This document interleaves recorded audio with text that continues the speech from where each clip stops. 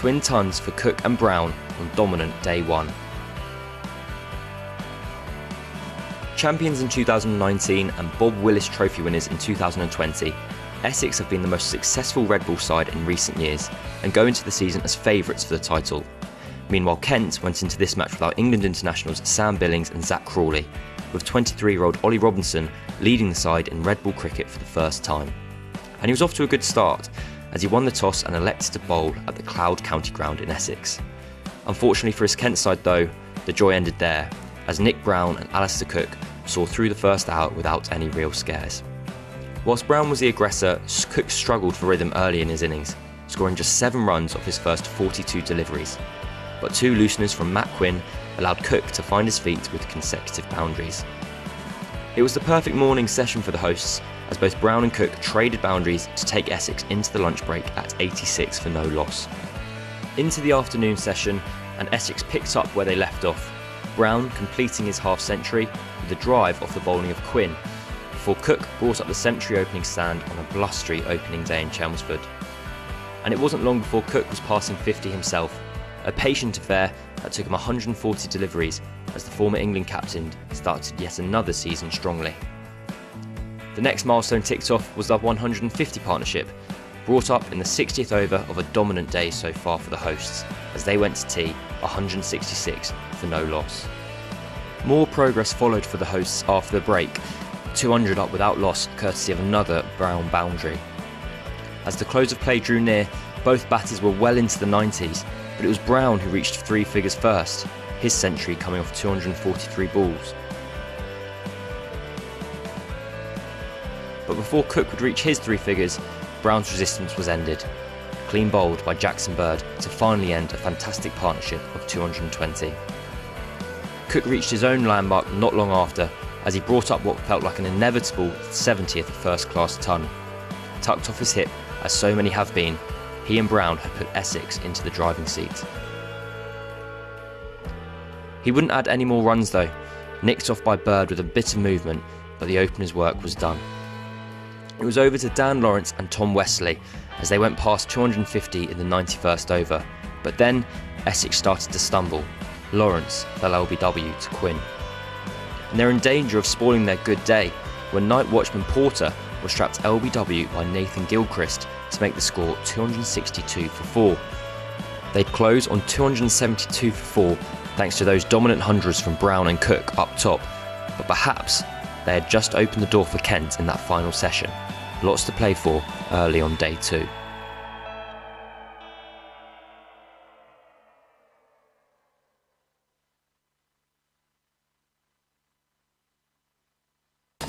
Nick, a century on the opening day of the season. I guess that's the perfect start, isn't it? Yeah, it is. I think, 100%. It's one of them things that you think about throughout pre-season and you go, I want to start well. And every county cricketer in the country would have said, I want to score 100 or take a fifer. So, really pleasing that I was able to do that today.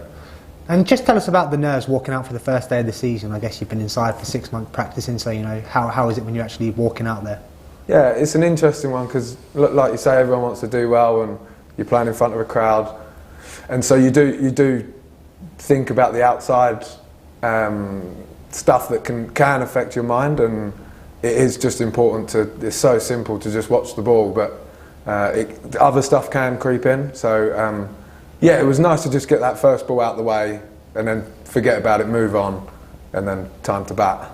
And for yourself and the other batters out there, it was freezing cold today, extremely windy. So how hard is it to keep your concentration in those sorts of conditions? Yeah, it was difficult because you have balls where the wind will pick up and your bat would move in the wind, so your balance would go because the wind was so strong it would knock you over. So that's where it was quite tricky, I'd say, to whether to pull out or whether to continue facing the ball, and then you've got to automatically switch to right, let's watch the ball. So it was a different kind of day for that. It was tricky for their bowlers, especially at the Hayes close end where they're bowling into the wind.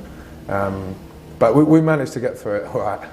And after you made your 100, you got out on 107, you looked pretty disappointed when you were walking off. What were you thinking just at that time? Yeah, we wanted to get through the day, myself and Cookie, none down and come back tomorrow and get a real big score.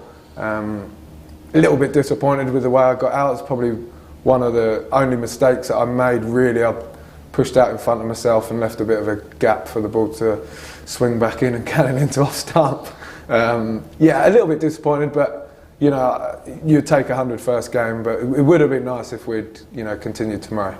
And we finished the day on 272 for 4, you know, given the conditions, opening day of the season, you'd have taken that right at the end of day one? Yeah, 100%. Especially losing the toss and being put in. We probably would have bowled as well, 100%, and with a little bit of rain around yesterday. So, yeah, 100% we would have taken that. More runs to get tomorrow still. If we can post a really big score, keep them out there for a while and let our bowlers do their job. And just lastly, from a personal perspective, you know, first century of the season, first game, have you set yourself any goals, any targets, and if you have, are you happy to share them?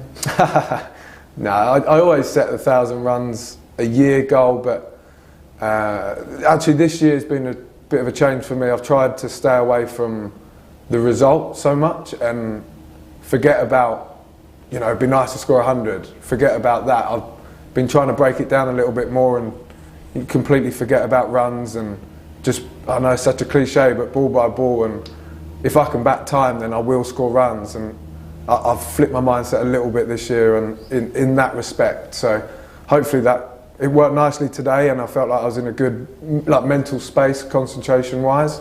And so hopefully that can continue throughout.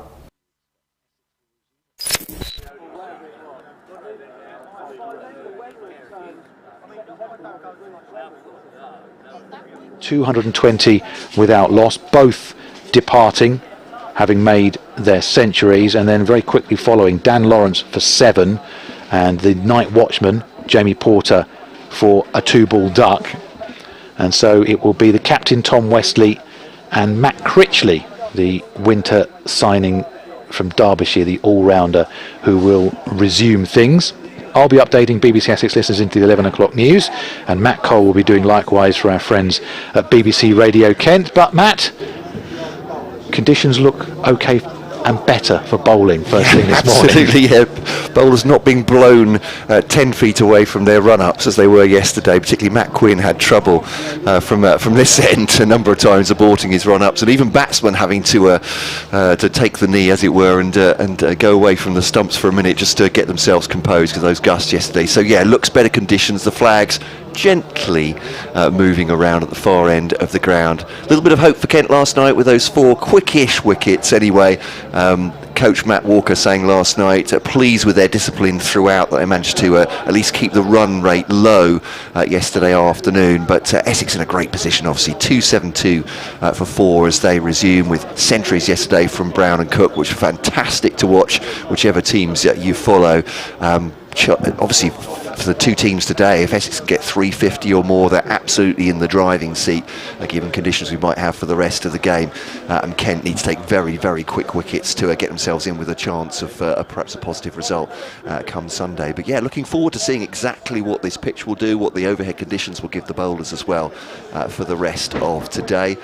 So intriguing stuff as we start. But I think for everybody concerned, and particularly the people, the large number of people that made it to the ground yesterday and the ones that are returning today, that are brave enough to return today, the drop in the wind will be very much appreciated, particularly out there in the stands.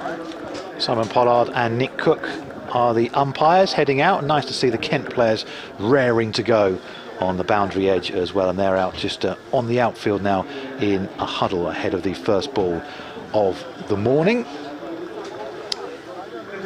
And so an important session coming up. Can Essex build on what they did yesterday, all that hard work to get them to 272 for 4, or can Kent fight their way back into this? And they will know the prized wicket this morning is that of the captain Tom Westley. If they can get him early, then they are into the Essex middle to lower order, and then they'll think they're right back in the game. Essex will look to set themselves a platform to go on and make a big total, an imposing total, and then they can set really attacking fields and really look to get in amongst this Kent batting lineup. But still 3 days to go, still lots of twists and turns, and the forecast is okay for today. We might get the odd break for the odd shower.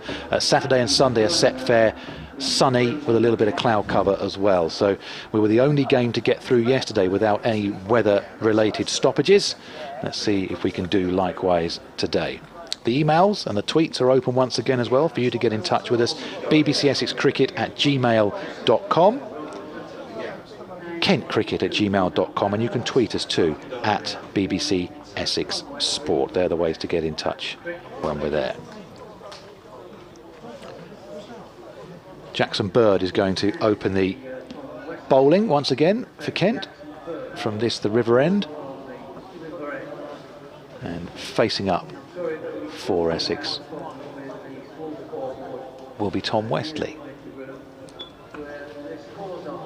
Goodish crowd in, not as big as yesterday in the early stages here. I know there was a big effort yesterday from a lot of people to get in for the opening day of the season, see the opening ball, and they got a good day's cricket in the end, certainly from an Essex perspective, and a comeback of sorts from Kent in the final session as well. So it is going to be Jackson Bird who opens up. He's in now and bowling to the Essex captain Tom Westley, 272 for 4, and Westley immediately working that one away beyond short mid-wicket. It won't reach the boundary. The outfield's slowish here. They've come back for 2, and they'll complete the 3rd run as well on the throw. In fact, they might think about an all-run 4 here, and they're going to go for an all-run 4. It's a good call, that, from Matt Critchley. The fielder a little bit slow once he'd got the ball in hand to turn and throw in. And that was one for the throw there. Good call through from Matt Critchley. And Essex start the first ball of the morning with an all-run 4, which is not the easiest thing to do here at Chelmsford. It's not the biggest of boundaries. And Essex moved to 276 for 4. And Westley goes up to 32 in relatively short order as well. 32 from 47 deliveries. And Bird just straying, well, anything straight or marginally down the leg side, aimed into the pads. Tom Westley will take full toll of that. Very strong in that area. Bird with a towel flapping out the back of his waistband, running away from us now into Westley, and shoulders arms this time. Bird just readjusting his sights, and taken by Ollie Robertson, the wicketkeeper and the acting captain for Kent in this match. 7 degrees is the temperature we've got at the moment. It's a chilly morning, but certainly not as cold as yesterday because we don't have that strong wind. Conditions yesterday really were something to behold, with the bowlers having to stop in their run-ups as they were blown off course, and even having to pause on occasion to wait until the gusts had abated so they could get in and complete their overs. Here's Bird once again, that little jump he has at the start of his run, bowling to 2 slips and a gully into Westley now, and Westley just playing defensively from the crease, slightly on the walk, and there is no run. 276 for 4. bbc.co.uk/BBC Essex if you want to go and listen to Nick Brown's thoughts on that opening day century for him and the opening day's action for Essex as well. And if you follow us at BBC Essex Sport on Twitter, you can find all our coverage details and links to those interviews as well. Nick Brown saying, for all the sprints and running you do in pre-season, you take an opening day century all day long. Here's Bird in once again to Westley, who again just lets that one go through, make sure he gets everything clear. And there's no run. Just about to update BBC Essex listeners once again. Yes, good morning, Victoria. I'm happy to say the strong winds from yesterday have abated. So we've got a very still outset here on the second morning at Chelmsford. High cloud cover, it is slightly chilly, but a lot better bowling conditions than what Kent experienced yesterday. We're in the first over of the morning. We've had 4 deliveries so far. The opening ball of the day was struck by Tom Westley out towards the mid-wicket boundary. Didn't reach it, but they had an all-run 4. Good calling there from Matt Critchley. And so Essex have added 4 runs to their overnight total. They've moved on to 276 for 4. That next delivery from Jackson Bird was just pushed out by Tom Westley for no addition to the score. And a few more people just heading to their seats away to our right-hand side in the members area, as Don Topley provides the first warm drink of the morning. Thank you, Don. He'll be joining us on commentary in around about 15-20 minutes time from now. This Bird is in to complete this first over of the morning, and again Westley leaves that one alone. So the one errant delivery, the opening one of the morning, which Westley struck away and they ran for. The other deliveries all pretty much on the mark, outside off stump, but slightly too wide than to force Westley into a stroke there. 276 for 4. 97 overs completed in this innings now. We got all 96 in yesterday. Well, one under everybody involved yesterday, getting through the overs in terrible conditions from the fielding and bowling point of view. Not so bad for the batsmen. They had the pads, gloves on, helmet on. They were nicely huddled up against the conditions. And we're going to see Nathan Gilchrist open up from the Hayes close end. 1 for 52 from his 17 overs yesterday, so a smidgen over 3 and over he conceded. A little bit of sunshine, just trying to break through the grey cloud cover that we've got here. And Matt Critchley, who got off the mark with a boundary where he wasn't really going through with the full flow of the bat last night, just put the bat there and it rung off the middle of his bat and raced away down to the long on boundary. So he has his first runs in an Essex shirt as well. Drafted in the 100 as well, Matt Critchley. He'll be lining up for the Welsh Fire once again later on this summer. Indeed, Essex will have 4 players away, at least 4 away, because you can add another overseas and another domestic player in June as well.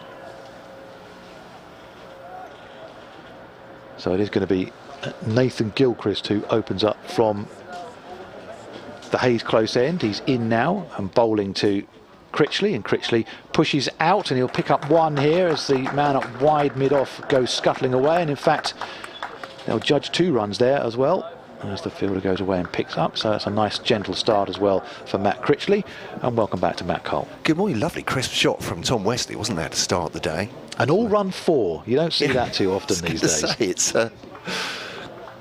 just stopping short of the boundary, but yeah, Kent, interesting to see what it is the ball does in the first few overs, handful of overs here. I suppose as much for the Essex bowlers as it is for the Kent bowlers to see what it might do for the rest of the day, but doesn't seem to be enormous amounts happening off the pitch. No great alarms in that first over, but bowlers getting their strides as well. As you say, Kent bounded onto the field today. Let's hope they keep their enthusiasm from a Kent point of view.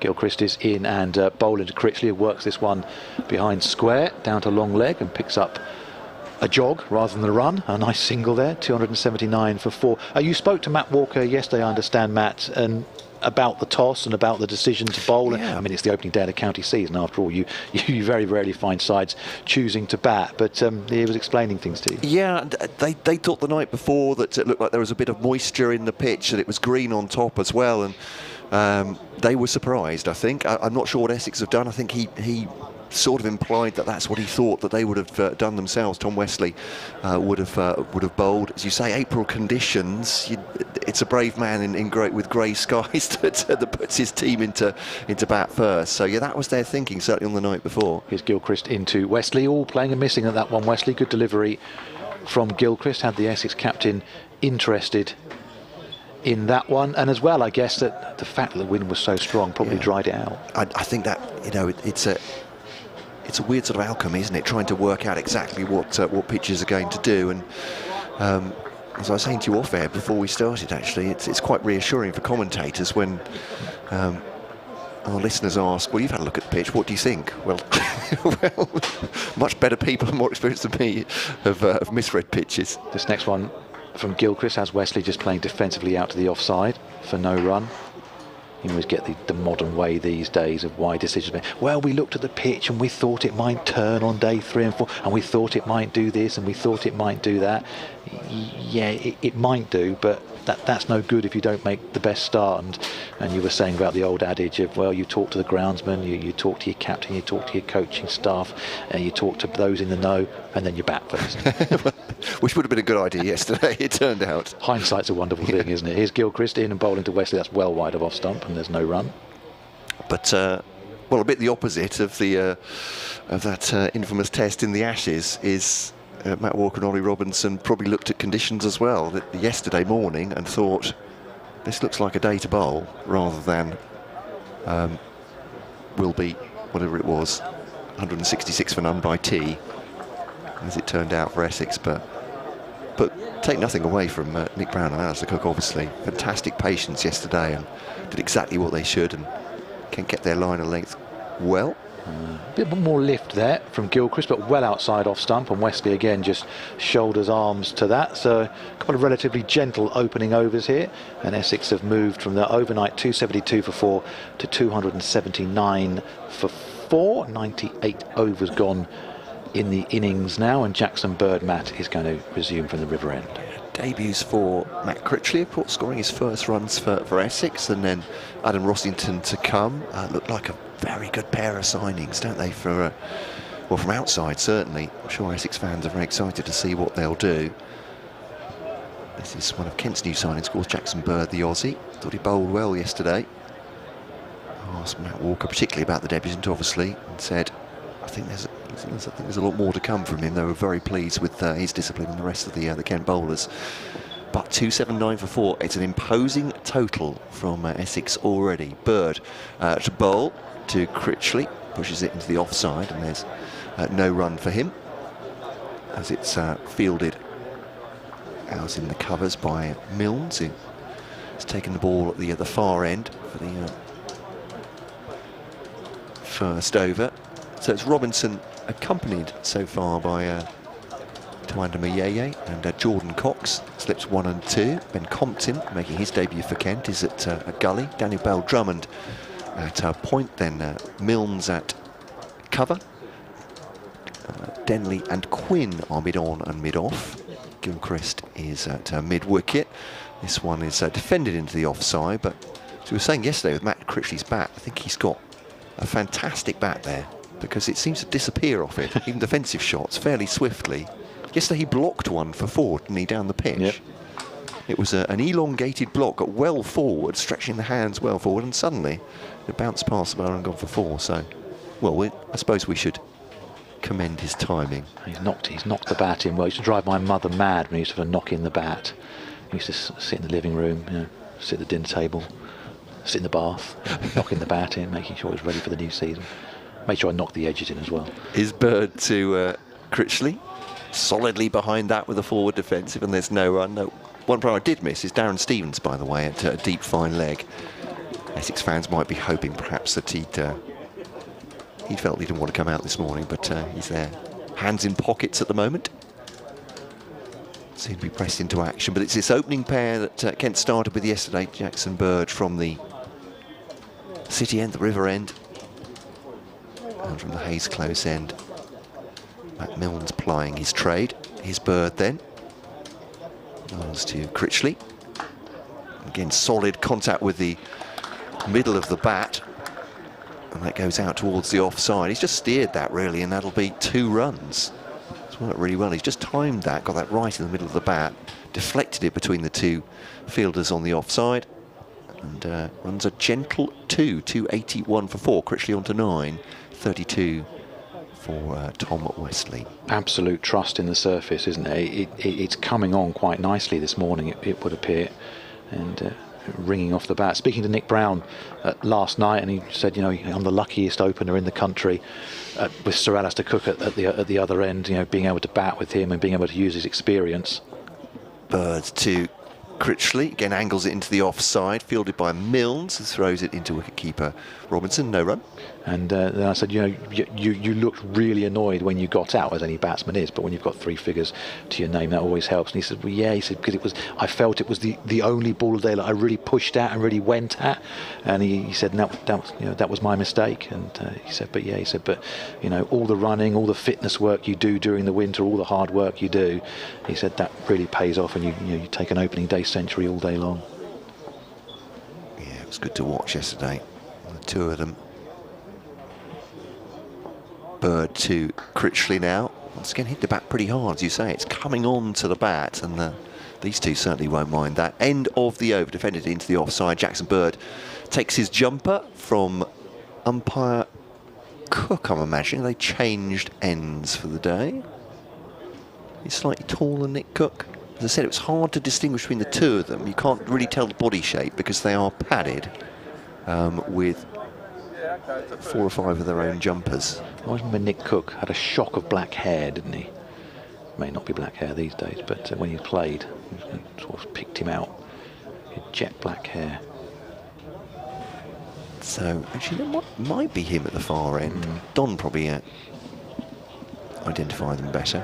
281 for 4. Yep, Milnes to continue. Milnes to bowl from the Hayes close end. He's in now, right arm over and bowling to Tom Wesley, who plays defensively back down the pitch, and there's no run. The sky's getting slightly brighter, Glenn. What's happening? Just looking away to my left, just peeping out, there is some sun breaking through. There's not any sign of any blue sky at the moment, but yeah, it is peeping through, and that will break up this cloud cover. And we've been very, very lucky to avoid any of the weather. I mentioned I saw the Glamorgan highlights yesterday, and the hailstorms they had to contend with, as Milnes is in once again, and Wesley playing defensively out to the onside, and there's no run once again. 281 for 4. I might have to take the big coat off in a minute, the way things are going. Steady now. Maybe the scarf come off as well, and the gloves, possibly. Long johns. Too much information. I think I'm just calling it football gear. Is how I describe how I'm dressing today. It's certainly not the summer game quite yet. This next one from Milnes is outside off stump. A little bit of hint of movement away. And again, Wesley just shoulders after that. And there is no run. A couple of bonus points for Essex on the opening day and the one for Kent. So both teams off and running in terms of their collection of points. Elsewhere this morning, they're up and running almost everywhere. Surrey 169 for 3 against Warwickshire. Hampshire have moved on to 115 without loss against Somerset. After Somerset were bowled out for 180, and Gloucestershire 168 for 8 against Northamptonshire. They were on and off so many times yesterday at Wantage Road. Here's Milnes once again, and Wesley brings out the drive, doesn't quite time it, and picks out the man at mid-off, and again there's no run. Don't forget, come on the BBC Sport website, go to the cricket pages, and you can find the live text feed there of all the details from all of the grounds, and the whole list of all the commentaries you can pick and choose from as well throughout the summer. Good idea to bookmark those pages. Test match as well underway today. South Africa against Bangladesh at St George's Park. South Africa batting 107 for 1 there at lunch there. Simon Harmer in the South African side. Here is this next one from Milnes, which takes the edge of Tom Wesley's bat. It was angled down though, and a semi-stop by the man at first slip, but at what cost, you ask yourself, because it's hit the end of his fingers. They've gone through for a single. Yeah. And we'll just have a little look at the man there. It's Jordan Cox, slip, yeah. Ringing the hand, blowing on the fingers. It wasn't a catch. It bounced well in front of him. It was angled down from Wesley. I wonder if there's a bit of frustration in that from Jordan Cox, as well as the pain, as you say, rattling through the digits. Just looking down the list, yes, everybody's playing. No delayed starts anywhere. Here's Milnes into Critchley this time, and Critchley again, it's just pushing at the ball. No real big flowing drive. Beats the man at extra cover and comes through for a couple of runs. Very impressive stuff from Matt Critchley. 284 for 4, and that's the end of the over. So he's hitting right in the middle of the bat, isn't it, to be able to do that? And at the moment, they're still holding firm. And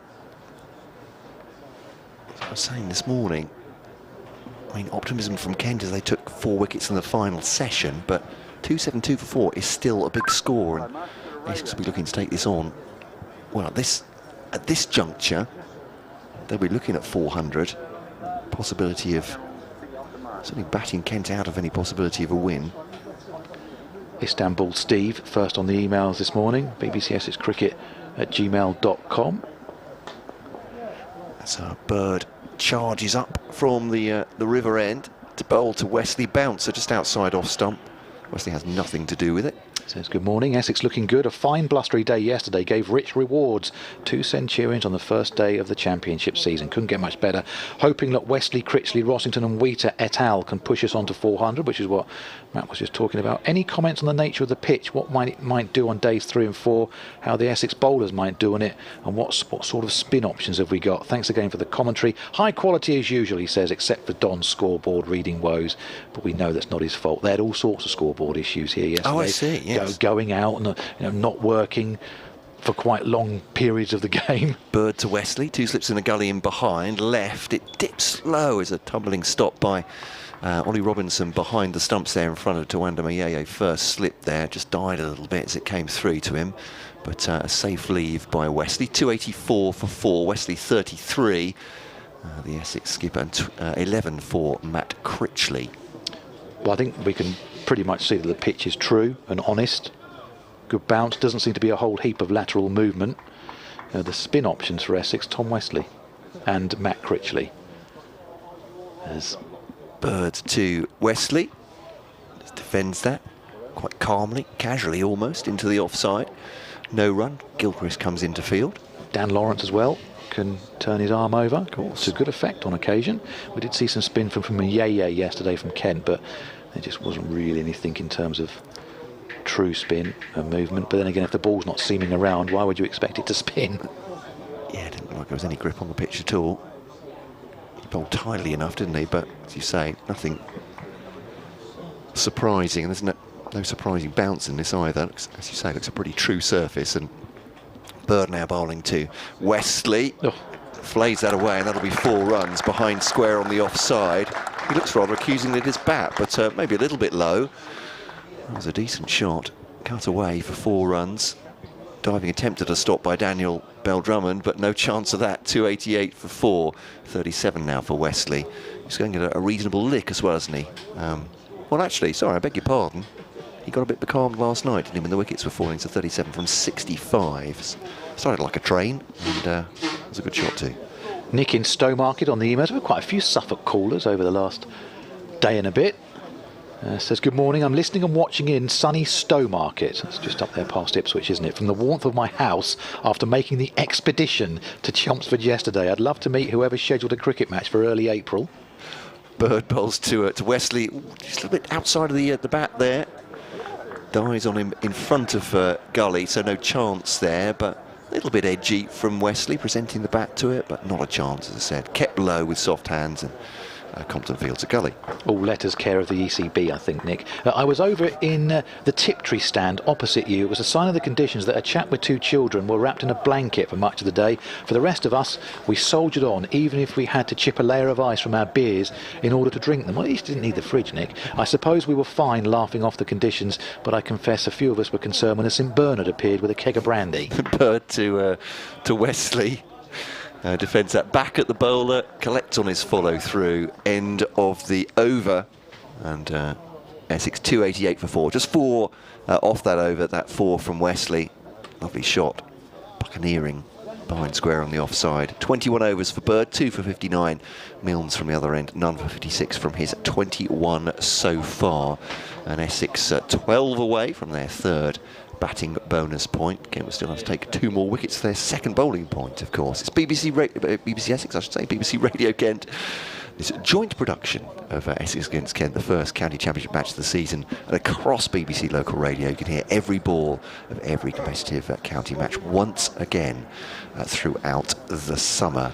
It's Glenn Speller, Matt Cole and Don Topley with you today. We had quite a few Suffolk exiles emailing. Felixstowe yesterday, Ipswich, Stowmarket today. As Milnes continues and the Hayes close end is in now and bowling to Critchley, who again times it beautifully up to mid-on, and there's no run. Slightly on the walk with that shot. We are from the Suffolk border. We're about half an hour, probably 35 minutes, depending on how the A12 behaves itself. So quite a few people up there find themselves Essex fans or exiled out of Essex for work or family reasons. Dom was driven in by a friend from Suffolk today as well, who's wearing a Needham Market Football Club gilet. This next one from Milnes, well wide off stump, and Critchley allows that one to pass through.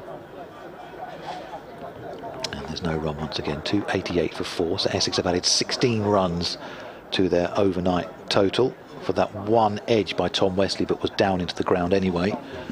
And was never a chance of a catch. Critchley's gone to 11 from 14, and Wesley 37 from 67. John's been in touch from Tiawamutu in New Zealand. Morning, John, or afternoon, or evening, or middle of the night, wherever you are. Get to that in a sec. Milnes in again, right arm over, and Critchley plays and misses at that one. Yeah, Nice delivery, that one. Nice from Milnes. Feels sick with his luck, asking if Stuart Broad and Jimmy Anderson playing in this round of the county championship. Lancashire not playing in the first round, I think I'm right in saying. But Stuart Broad is not playing for Nottinghamshire. No. James Anderson seems to only want to play against Kent in the county championship, which we're very pleased to see him at Canterbury, but he's quite a force in the middle of summer, let alone in April, isn't he? So that'll be interesting for the Kent batting. Here's Milnes again outside off stump, and Critchley just leans forward and lets it go through for no addition to the score. Yeah, one or two England players not playing in the first round, of course, including Kent Zach Crawley. Just felt, I think, between him and the club that he wasn't quite ready, he wasn't quite prepared for this game, having come back from the Caribbean, and just wanted a few more days. Frankly, being an international cricketer these days is a pretty intense job, isn't it? Let's face it. I think it's you don't get much rest.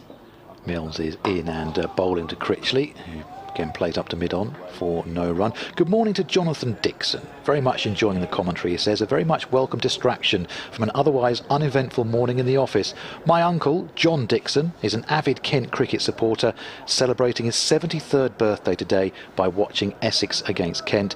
Is there any possibility of reading out a birthday message for him today? He's left his wife and family at home to go and watch cricket on his birthday, and he'd really appreciate it. Well, happy birthday, John. Happy 73rd birthday. And here's hoping you enjoy your day, and maybe his wife and family are happy. He's at the cricket as well. Here's Milnes again, and Critchley from the crease plays out to the offside for no run. An avid Kent cricket supporter, so at the age of 73, he's seen the ups and the downs and everything in between, hasn't he? Absolutely right, yeah. So that side that Dom Topley was talking about yesterday, which Kent fans like to, and I'm sure fans around the country get very bored of hearing, but that all-conquering side of the 70s, you would have seen that. Looks like the sun is actually out now, Glenn. Was it hazy? Are you sure? It's breaking through, yes. You're not hallucinating. It could be. After yesterday, wind battered and concussed. But no, it's breaking through a light cloud now. As if to welcome it, Matt Quinn has just given a round of applause, but he's just chivying on Jackson Bird, who bowls now, and a straight drive or off drive there by Wesley. Well, Matt Quinn's the optimistic man, isn't he? Because he's the one with the sunglasses propped on his cap. Yeah, they've been there since yesterday, when around about every 10 minutes they were being blown off his cap, or his cap was being blown off, and they were flying towards the boundary. So, got to admire his optimism. One or two out there with the sunglasses on the caps this morning. Nathan Gilchrist has as well. Jackson Bird with a green towel stuck into the waistband of his white trousers, bowling now to Wesley. Defends on off stump. No run. That's not giving much away. Alistair on the email says, after hearing the wind whistling through your commentary spot yesterday, what are your favourite commentary positions in the county circuit? Any to be avoided? Thanks for the commentary as ever, even if there's not been much good news for Kent. Well, yesterday, Alistair, my favourite position was indoors, but I do like Trent Bridge. I love it as a ground. I think for a modern ground and a test playing ground, it's got so much to look at and so much to admire. It's not just one of those soulless sorts of places. It's a Bird to Wesley. Oh, fends at that. It's an edge, it is. Caught by Ollie Robinson, caught behind. Rising delivery. He just sort of offered the bat to that. A loose shot from Wesley. Gone through to Ollie Robinson. It's a fifth wicket, 288 for 5. And he looks so good, this pair have, since they resumed at 272 for 4 this morning. But they have a breakthrough, Kent. The first one of the morning. It's a third wicket for Jackson Bird as well. Caught Robinson, a bowl bird for 37. Wesley goes. And that's the one they wanted this morning as well. They will feel if they get Tom Wesley out early in the day, before he's really got time to settle, although he's played a couple of lovely shots this morning, they will feel they're into this Essex lower middle order and back in the match as well. The Tom Wesley was busy scoring his guard once again before he looked up and saw the umpire's finger. Whether that was a bit of kidology or not, I'm not 100% sure, but he makes his way off for 37 runs, and Kent have the breakthrough which they wanted, and they've taken 5 Essex wickets now for 68 runs after Essex were 220 without loss. This is a good fight back from the team from over the water. Just going back to Alistair's email as well. Indoors, Trent Bridge and Colchester. I used to love Colchester, if only for the fact that you had to, and don't tell the BBC Health and Safety about this, you used to have to stand on a stack of chairs to get to plug into our point, which was halfway up a telegraph pole. Those are the days. Yep. I can remember Dick Davis doing it, actually, and death-defying one summer doing that. Used to toss a coin to see it was? go up, yeah. Who's the winner or loser of that one is the question. When Dick was concerned with me, heads I win, tails you lose. Well, I'm going to go off and tell the good listeners of BBC Radio Kent that they've taken a wicket, and leave you with Glenn and Don Topley. Thank you, and then Matt will come back in once he's finished updating the BBC Radio Kent listeners in the next few moments. So Kent have their breakthrough. Tom Wesley gone for 37, and Jackson Bird is in and bowling. And that's pushed out defensively for no run. And the tails are up in the outfield now for Kent, having got that breakthrough. And Tom Wesley looked in such good touch as well from ball one last night. Had a good season last season with the bat. Adam Rossington's the man in, facing up for the first time on a season-long loan from Northamptonshire. As Jackson Bird is at the end of his run. Away from us at this river end, bowling to 2 slips and a gully. In now to Rossington, who pushes out into the onside for no run, picked up by short mid-wicket. And Don is with us for the first time on this second day. Morning, Glenn. Yes. Not the start Essex were hoping for, but exactly the start that Kent were hoping for. They will think maybe a bit more even Stevens maybe now, or not yet. Yeah, no, there's a little bit more happening today and last night with that second new ball. It swung, the wind died, the lights were on last night, and I just think it's a very different feel this morning to yesterday morning with that wind and gusto of wind. Here's Bird into Rossington, playing defensively from the crease, back down the pitch for no run, and no doubt the Essex bowlers will be looking keenly at what the ball might do. They'll have a red cherry in their hand, you would think, the way things are going, a little bit later on in the day. End of the over, 288 for 5, 102 overs bowled now by this Kent side, but from the pitch's point of view, it doesn't seem to be giving too much assistance. No, but I think there's genuine shape today. I think Jackson Bird has bowled nicely last night and this morning. Clearly he is a decent international class bowler, got a couple of wickets last night and a further third this morning. Interestingly for Essex, 2 debutants at the crease who want to impress. I know a lot about Rossington, watched him. Critchley I haven't, but he does look very much a front foot player. It's going to be Milnes in to bowl to Critchley. Critchley plays slightly squared up, played into the offside, good bit of fielding from cover. There is no run. We've got tinted windows in our facility here. There is one window, 2 windows are now open. It's not blustery, it's chilly, but it really is quite bright. If you look through the tinted windows, which we're obviously on radio, it is certainly darker. If you look through the clear part of the windows, then it's lovely and bright. Again, in bowls, and Critchley comes forward, forces it back down the wicket on the bowler's follow through. There is no run. Good bit of bowling here. 288 for 5. Critchley has 11. With him, Rossington yet to score. As I said, both debutants, both arrived to Essex on sort of various different reasons, really. Critchley to try and progress his career coming from Derbyshire. We'll look at his stats from last season in a moment. Critchley bat aloft. This is played off the back foot, and it's something I've noticed the last night and this morning, how strong he looks, Glenn, off the front foot. So as a bowler, you pick that up quite quickly.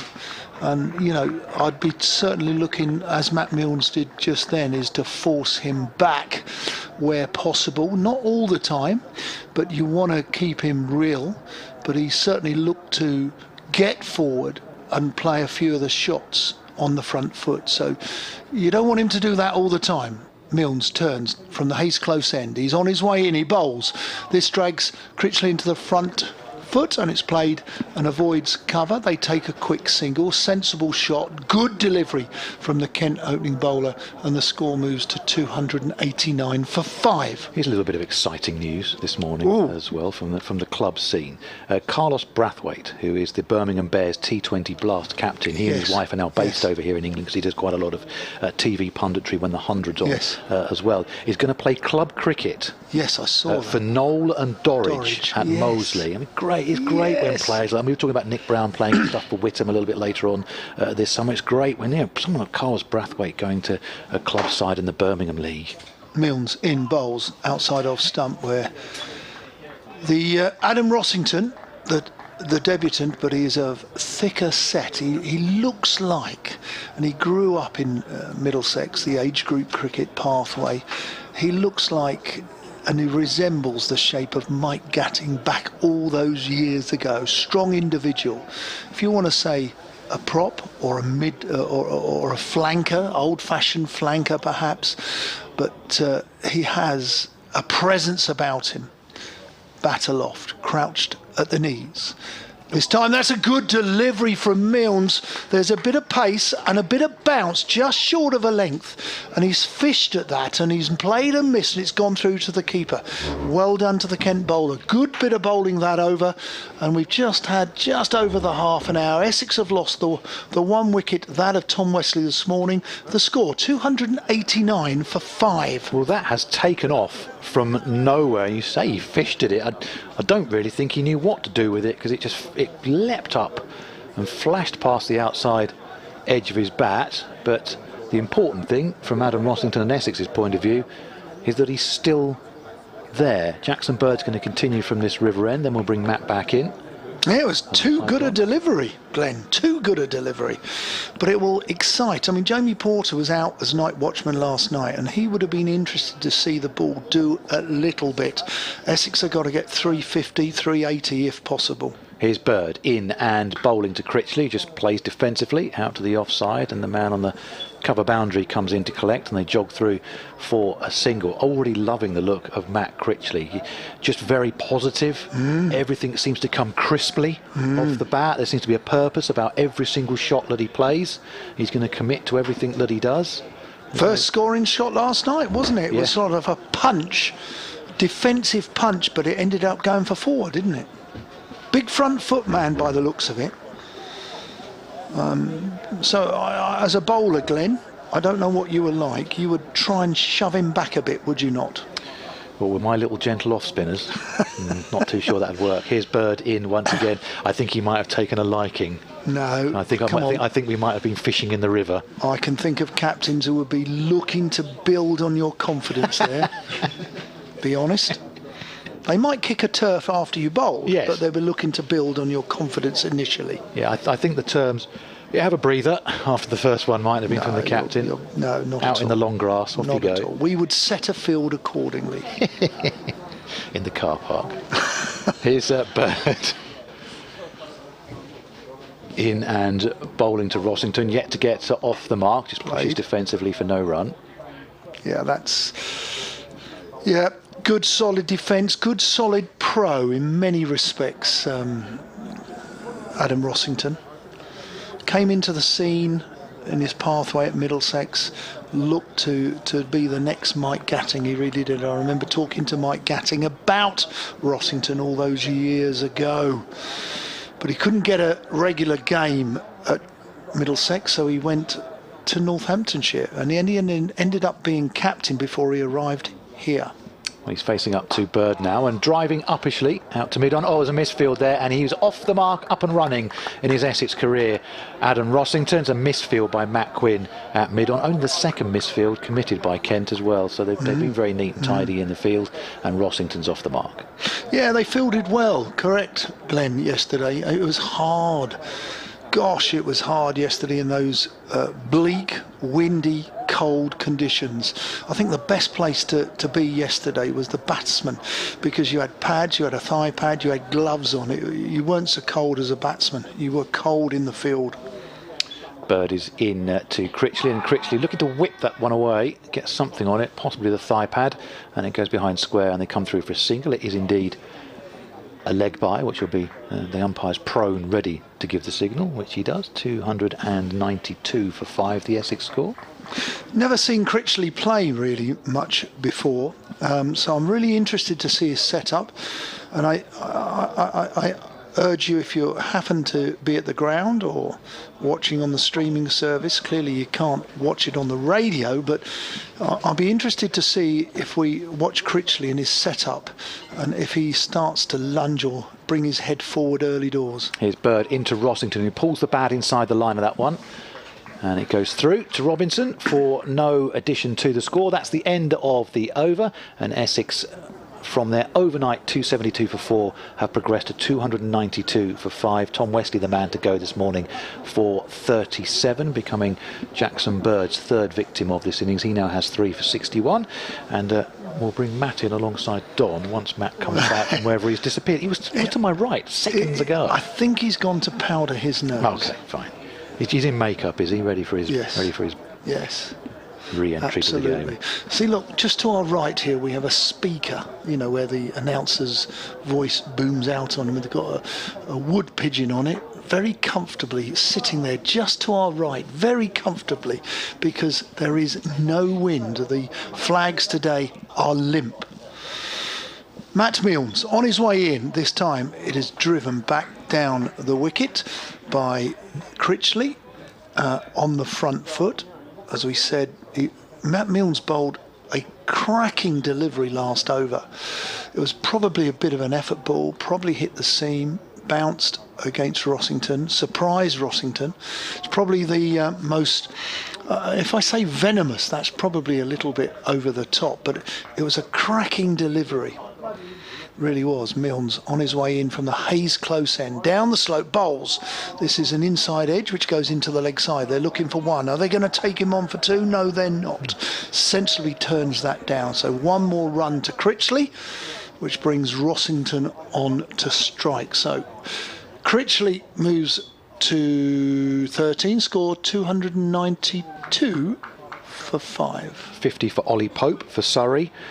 Coming up with his 11th boundary of his innings as well, so he's dealing pretty much in boundaries in that innings. Shield Berry who said in his 40-odd not out overnight, it was a splendid 40. He hasn't seen such a good 40 for a long, long time. Milnes on his way in, forced off the back foot, typically by the pugnacious Adam Rossington. It goes down to the vacant third man where Bell Drummond does the fielding. They take 2. He drags it about 10 yards in from the Tom Pearce stand, and they 2 more, 295 for 5.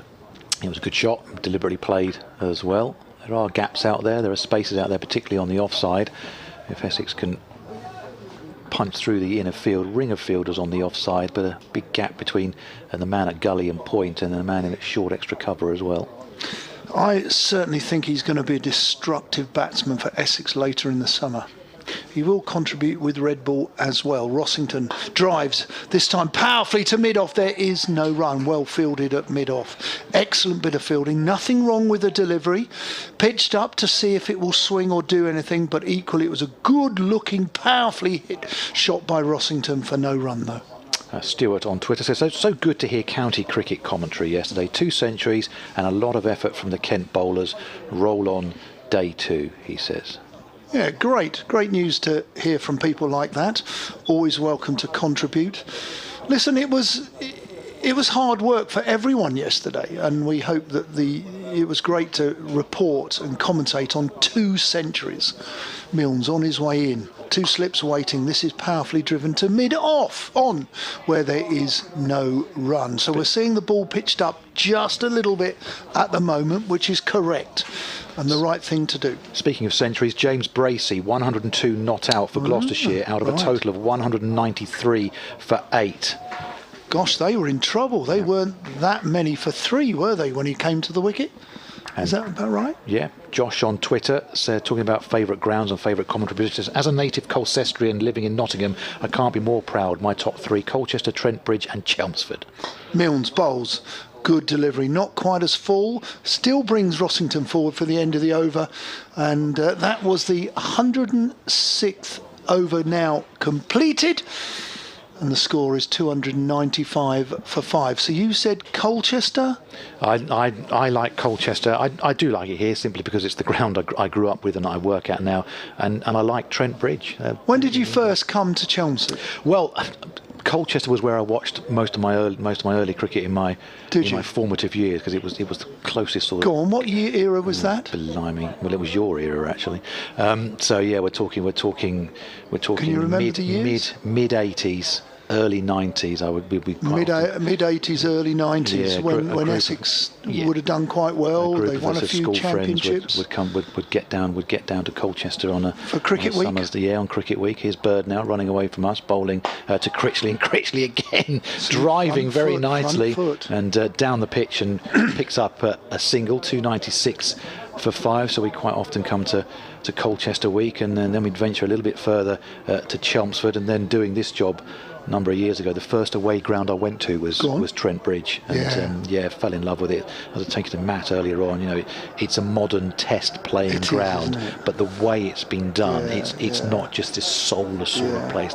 There's some real thought gone into it, so they can retain some of the character, and you get the feel for it if you first turn up. You get the feel that this is an old ground with lots of history. Bird is in once again, and punching off the back foot this time. Rossington, that's going to run away. There's not even an attempt at a sliding stop, because it just kept keeping the fielder interested, but eventually trundles away over the boundary, and Essex have their 300 on the board now, 300 for 5, and that coming up off the second delivery of the 107th over. So that's why I sort of fell in love with Trent Bridge. Yeah, I agree. Trent Bridge is still one of my favourite. Certainly what they've done down the end opposite to the pavilion, that's very impressive indeed. Here's Bird in, and bowling to Rossington, inside edge on that one, and it goes behind square on the onside. The man comes off the long leg boundary, but they come through for a single, 301 for 5. Both these two have been impressive so far with their positive way they're batting. We just saw a terrific back foot shot from Rossington punching through the offside, and we're looking at Critchley that predominantly is scoring his runs off the front foot. I'm really intrigued by this, but both batsmen at the moment have certainly shown to be positive, and Kent have done nothing wrong with their bowling. They've bowled a fair number of good deliveries, but equal to the task are the Essex middle order here. Ball's feverishly being worked on before it's tossed to Jackson Bird once again. He's in and bowling to Critchley, who lets that one go back. Shapely, it might have come back in towards the batsman, but possibly after it had already passed the stumps. A few oohs and ahs from the slips. Nick Gledhill, one of the BBC Essex commentators, dropped us an email as well. Says Adam Rossington, possibly the first player to play consecutive championship matches at Chelmsford for different sides, and this game about to last longer than he did in the previous one. He would know. Nick would know, undoubtedly. Good morning, Nick. Nice to hear from you. With all kindness to Northamptonshire, they kind of tossed it away on the final morning, didn't they? Yeah. On the final day of the season. Here's Bird in once again, and Critchley angles that one away behind square on the offside. They'll pick up a couple of comfortable runs as well as the sweeper comes round from the cover boundary to pick up. They go through for a couple, 303 for 5. I'm not sure you can remember this, but I was laid up in bed with COVID. I was meant to be here for that, and I caught COVID at the end of the last season. You did? Yeah.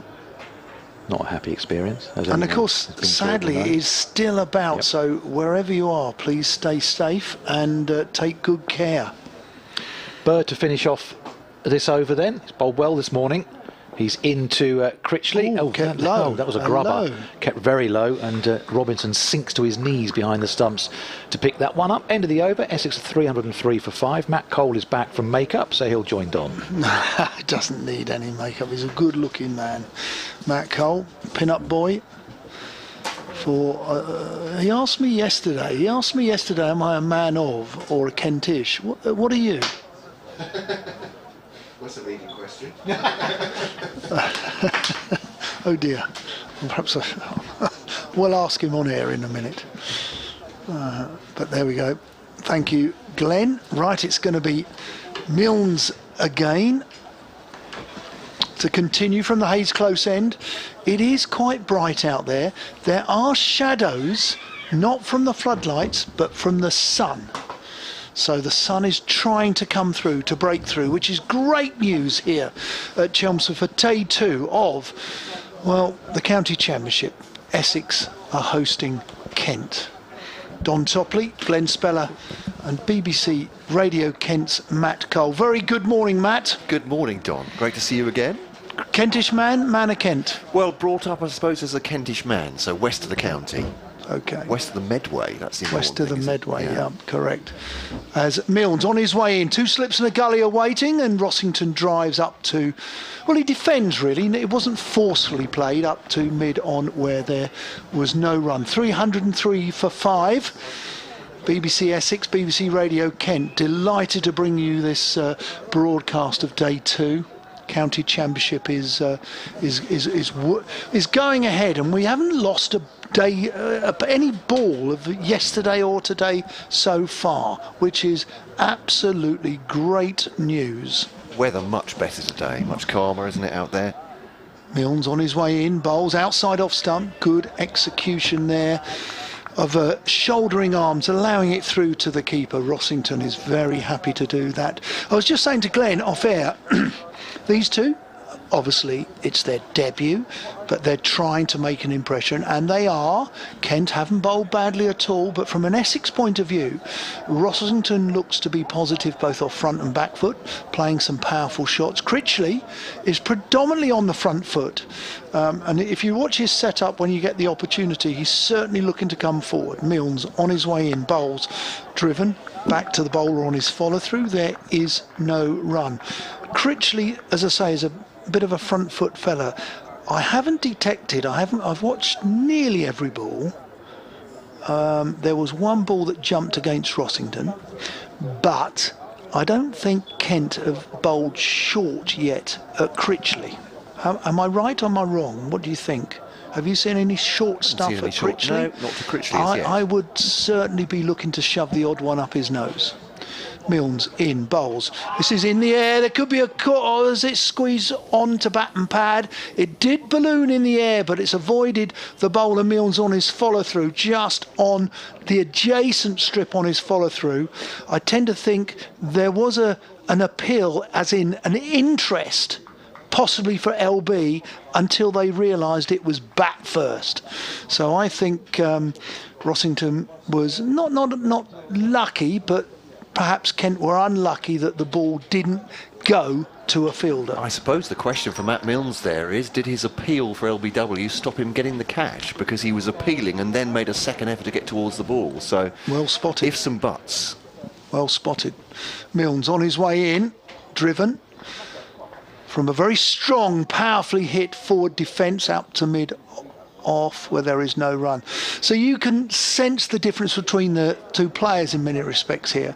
Rossington is quite a modern player in that he goes quite, and this is not a criticism, it's just the way that they, part of their DNA today, he's been brought up to go a little harder at the ball because he is so effective in white ball cricket, and I really do honestly believe he will make a decent contribution to the Essex white ball play.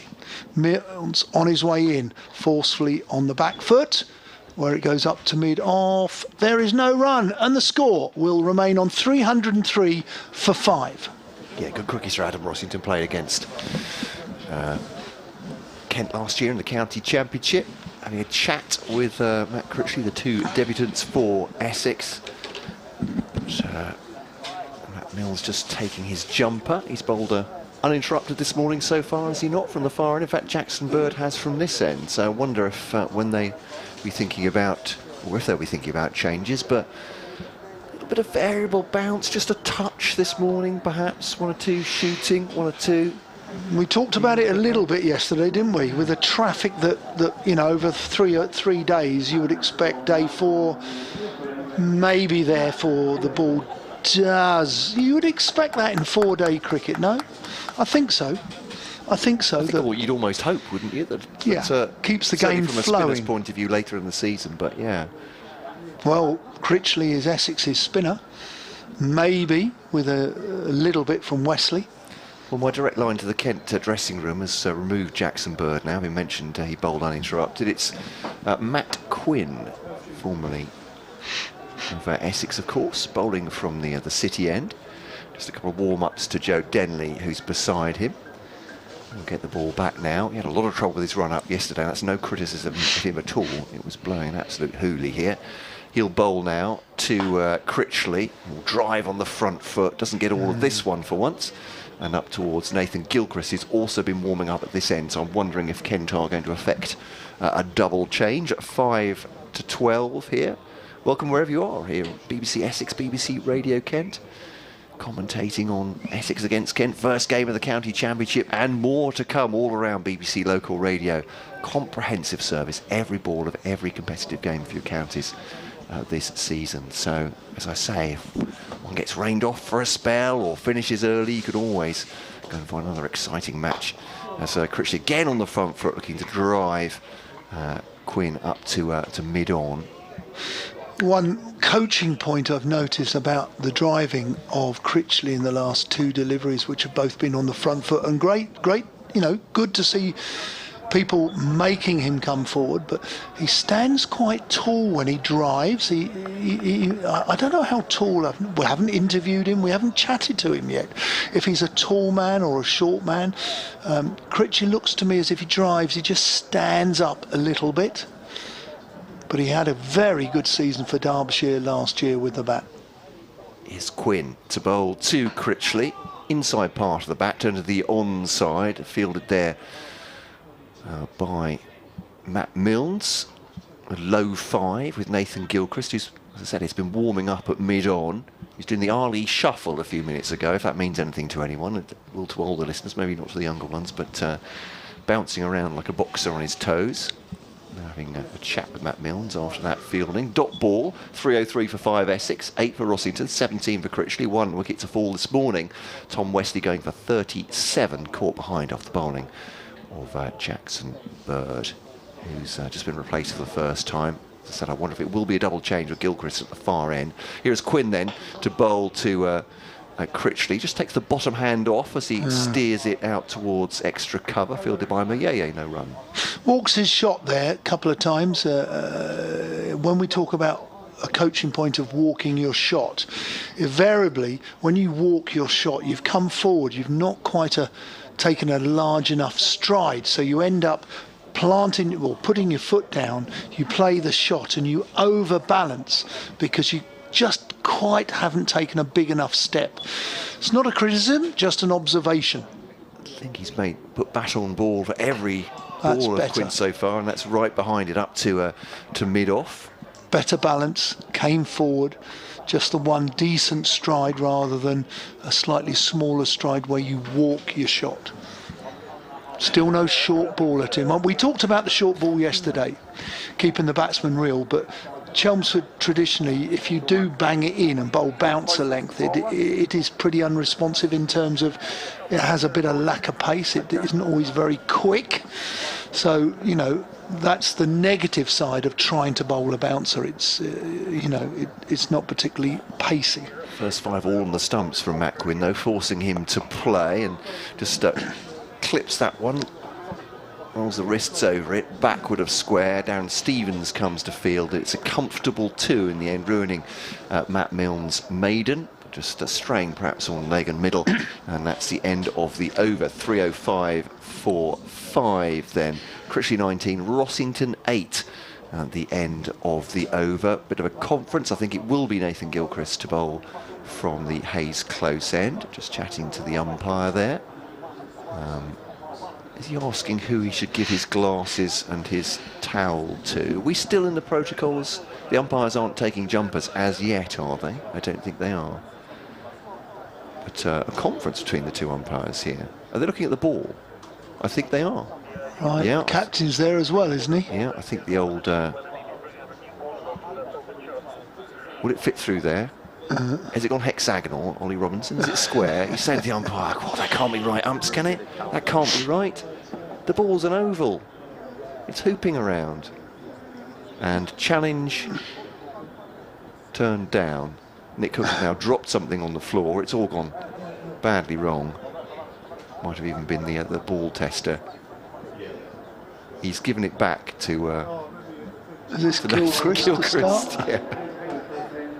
So it will be the change. Gilchrist will be the bowler. Oh, you've seen the close-up, have you, Glenn? It was, yeah.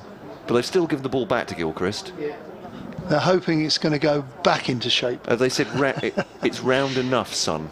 Yes. Close enough for jazz. Well, Gilchrist is going to take over now, but listen, he did all right yesterday. He bowled a couple of no balls, but he did all right. He did. Honestly, I thought he got better throughout the day. I'm going to take a brief leave to update BBC Radio Kent listeners. 2 slips awaiting, a gully 2. It's going to be Rossington, bat aloft. In comes Gilchrist, and it's pitched up, driven powerfully, well fielded at mid-off. There is no run. 305 for 5. We are in the 110th over. Captain is chatting to slips, probably saying why the umpires weren't interested in changing the ball. Rossington waiting, Critchley at the other end. Both debutants for Essex.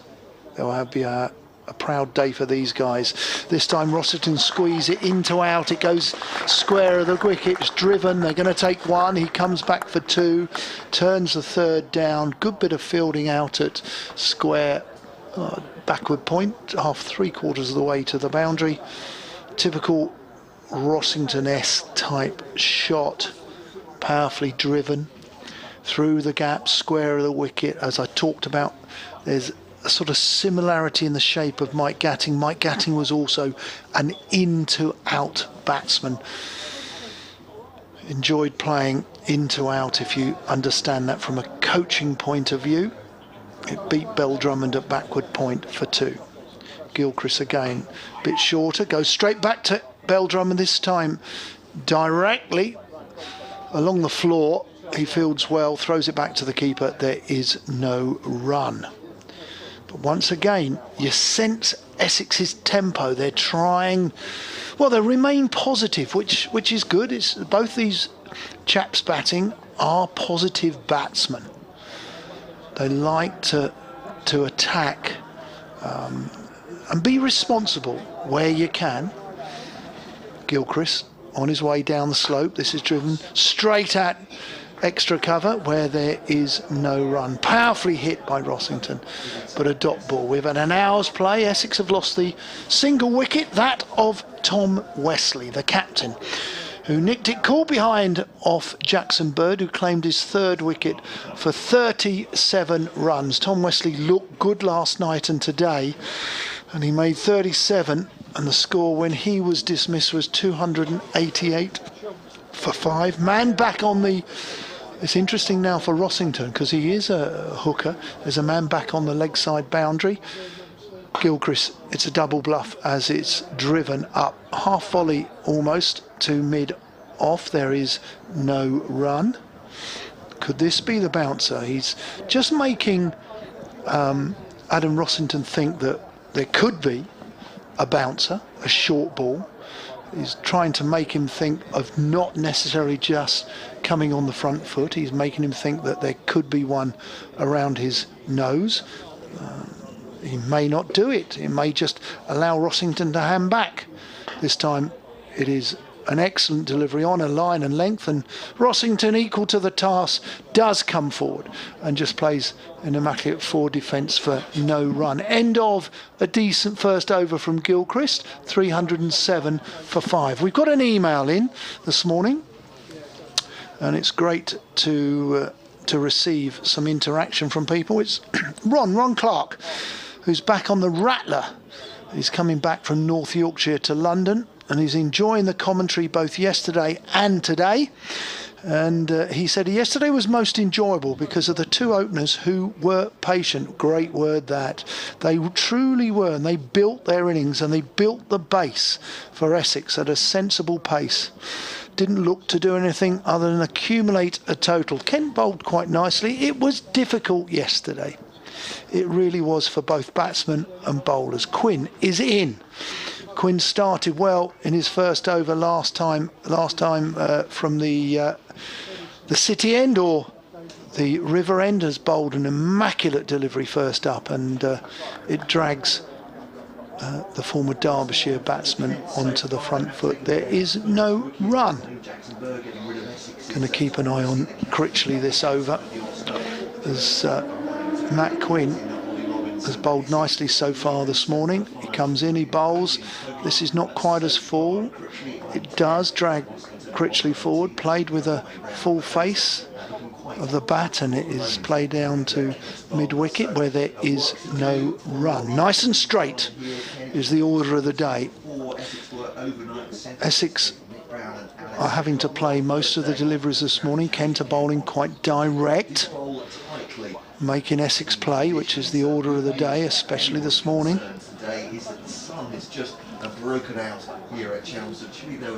Quinn on his way in, up the slope, he bowls.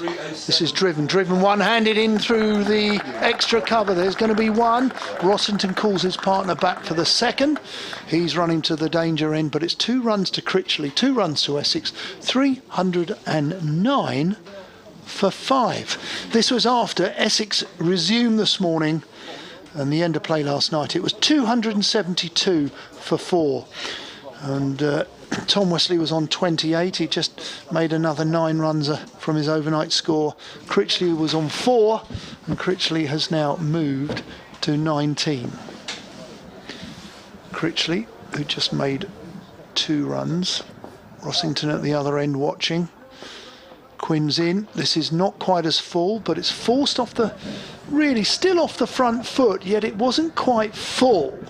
Forced off the front foot by Critchley, as I say again. It's the first thing I've noticed about him. Sometimes we call gentlemen of this kind of description, we call them front foot Harrys. So I would, as a bowler, I'd certainly try and shove 1 or 2 up him, but just to keep him real, I really would. Try and get 1 or 2 round his nose end, his throat end, but difficult on this wicket. Quinn bowls. This is driven one-legged, almost West Indian style. He's done that a couple of times, Matt Critchley, as he comes forward, stands tall. The back foot lifting as he plays the shot. Yeah, he really does. From a coaching point of view, he stands tall quite early when he plays his shots. Really does. A bit of flamboyance about him, though. I'm sure that'll endear him to the crowd, though. Well, I'm trying to think of somebody else who sometimes... it's a great analogy, you're right. In he comes Quinn, it's driven again. Standing tall, straight out to mid-wicket, there is no run. I'm just thinking of somebody we all know that used to stand tall at the crease. I'm not suggesting for 1 minute he's in the same bracket, but Kevin Peterson would stand tall, wouldn't he? Tony Gregg, perhaps. Yeah. People like that, tall people. Well, if he gets close to either of them, he'll be a very happy man with his career, I'd imagine. Matt Critchley. First time I've seen him, Matt. Yeah, me too. But I think both of these players look excellent signings. Yep. It's close season, and Rossington, for whatever kerfuffle there was at Northamptonshire. Always sad when communication or relationships break down. It really is. Over to you. Gilchrist to bowl to Rossington. Well, that hurried him a little bit. He's clipped it down or glanced it down to fine leg. Played it late there, Don. Did it keep a little bit low again? 3-0. I reckon that nipped back without the way he played it. I think it nipped back at him and got the inside edge. And we always talk about the outside edge is the bowlers. the inside edge, and I can think of a few cricketers that had a cracking inside edge that got a lot of runs off the inside edge legitimately, but the inside edge is the batsmen's, the outside edge is the bowlers, if you understand my drift. I do understand. Here's a Gilchrist to Critchley. That's a nice shot. He steered that once again through the offside, taking it on the up, and it's a chase for Daniel Bell-Drummond. They've got 2. They might even come back for 3. No, they're not going to trust themselves against Daniel Bell-Drummond's throw. Probably, well, there's no real hurry for them. 3-12 for 5 then, and 2 more for Critchley. Attractive shot from him, although the... It was Critchley. It was Critchley. But now the scoreboards reverse the 2 players. We don't make it easy for you at Essex. I'm not pointing any fingers, because I can mess up my radio updates quite easily on my own, but that happened during my update, and I had to say, oh no, other way round for the scores. But it's Critchley 23, Rossington 11. Keeping us on our toes. That's thickish outside edge. That's gone over gully. That's what Ben Compton's there for, but lower. That'll go for 4. He's taken a chance of that one outside the off stump, but yeah, that's gone for 4. That's gone for 4. The ball before went for 2. Those 2 shots, and in particular the one that went for 2, the preceding ball, was the first scoring shots Critchley's had off the back foot. Sorry to go on about it, but this is, I'm trying to analyse on what the captain, what bowlers, what the professionals think about how these guys accumulate their runs, how they play, with their weaknesses, their strengths. And of course, as I said, I know a lot about Rossington, but I know nothing about Critchley, so I'm trying to evaluate this at the same time as seeing for the first time. Here's Gilchrist then to bowl to Critchley. That's a poor shot. And it has skewed eventually. Well, did that belong to the batsman? Inside edge down to Matt Quinn. When it dummied square. Single taken though. Dummied all of us, didn't it? Absolutely right. We were looking everywhere else but where it went. That's absolutely right. Yeah, I think he's looking to play that on the offside, and it's come on the onside there. Disappeared behind the pillar for me, but Matt Quinn picks it up. But it is a single. Critchley goes and a little chat to himself. I'm sure it'll be at the far end. If I was Rossington, I'd go up to Critchley and just say, look, just think about that great shot for 2, first scoring shot off the back foot. Then he got a bit of a fortuitous 4 down to third man. And that last shot. Gilchrist to Rossington, solidly behind that one. Looks like a solid bloke. They've played really, really well, these 2, and been positive. But Rossington's the experienced player, county stalwart. He's even had captaincy material at Northamptonshire. So he could go up to him and say, look, you've played really well, but hang on now, you need to tighten up. Because if you don't tighten up, you're going to make a cracking 28, but we need more from you. So you should have a word with him. Gilchrist to Rossington, right behind that one, and a good stop actually in the covers, but it'll be a no run in the end as Milnes goes down to get it. Just wrings his hand a little bit because it was a firm shot. In through extra cover, or attempting through extra cover by Rossington. No run in the end. Rossington has 11 from 30, Critchley 28 from 45 balls, and Essex 317 for 5 on BBC Essex and BBC Radio Kent. Matt Cole and Don Topley on the mics at the moment. Glenn Speller as well in the rotation. 11 so for Rossington, but Critchley has had most of the strike, it seems to me, in the last couple of overs, certainly. 29 the partnership, that's since Jackson Bird had Wesley edging behind to Ollie Robinson. One or 2 emails coming in on kentcricket@gmail.com. Also BBC Essex cricket@gmail.com for if you'd like to email in. We'd love to hear from you. Lily's been in touch, Phil and David as well. Get to those in presently, but Matt Quinn is about to bowl, I think, for Essex for Kent against his former club Essex. Don Topley. Quinn in, bowls. This time Critchley comes forward and does tighten up there. He comes forward, is demanded to come forward because it's a ball of good length from Quinn, and he plays it sensibly, and it was a lot tighter than we saw in the previous over. And not forgetting, I think we were on commentary yesterday when Sir Alistair Cook was struggling as well in the 40s. before he went on to get his 100, and it took him it took him quite a number of overs to go through the 40s, and he also had to tighten up. This time he's driven one-handed off the front foot. It's timed it nicely. He's going to get one, maybe two. Rossington calls him back, who runs to the danger end, looks for three, but there isn't three. And there is 2 to Critchley, 2 to Essex, 319 for 5. Email from Lily this morning. Good morning, Lily. She wishes us all well. Essex in a good position, says Lily. Great to hear Sir Alistair Cook and Nick Brown get their centuries yesterday. Her favourite cricket ground, North Marine Road, Scarborough. Lovely ground, great atmosphere. She lives in Malton in North Yorkshire, which is all just down the road. It is, Indeed. not far. Or just down the train tracks, as I like to say. I remember going and visiting, apologies to Kent fans who've heard this, but visiting my gran in Scarborough. Malton and Seamer are the two. I remember that from being a boy. Excited to get to Scarborough. Those are the two stations in between Scarborough and York. So are they? On the way out. Beautiful part of the country. Absolutely. Quinn. 2 slips awaiting. This is driven into the man.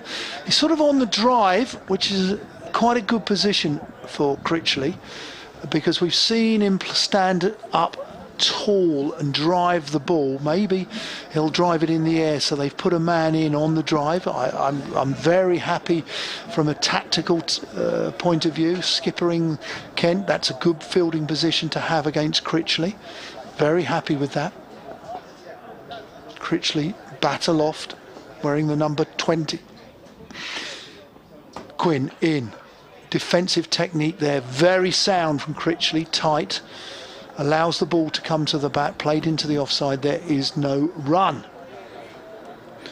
Nearly 12:15, so we've had an hour and quarter. Essex have lost just the 1 wicket, and they've added, I've got to take my shoes and socks off, they started this morning on 272 for 4. So we've scored 45 runs for the loss of 1 wicket, and most of those are to Critchley. Quinn in bowls. This is again a forward defensive shot. It brings that man on the drive into play, but it goes squarer, goes to Bell Drummond at cover. There is no run. We'll call it 47, Dor, but that's fine. Oh, really? Yes, you're right. Yeah, that's well, I've nearly got one less toe. That's very rude of me to pedantically. Yeah, no, I'm staying corrected. I'm very happy with that. Geography I was good at, English not so good at, maths okay. When you're a cricketer, you just need to make sure you can get to the ground and work out the declaration. You don't need to describe it. As this ball's played into the offside, off the back foot, there is no run. Goodish over there from Quinn. I'm going to be as bold to say, Matt Cole, BBC Radio Kent. Quinn has bowled very nicely from the river end this morning. He's bowled tight and nicely. Yeah, he's made them play all the way through, hasn't he? Something that we've come to expect from Quinn because he was here for a number of years. Of course. Going to need your expertise here, Don. Ooh. So a point from Phil on the emails, kentcricket@gmail.com.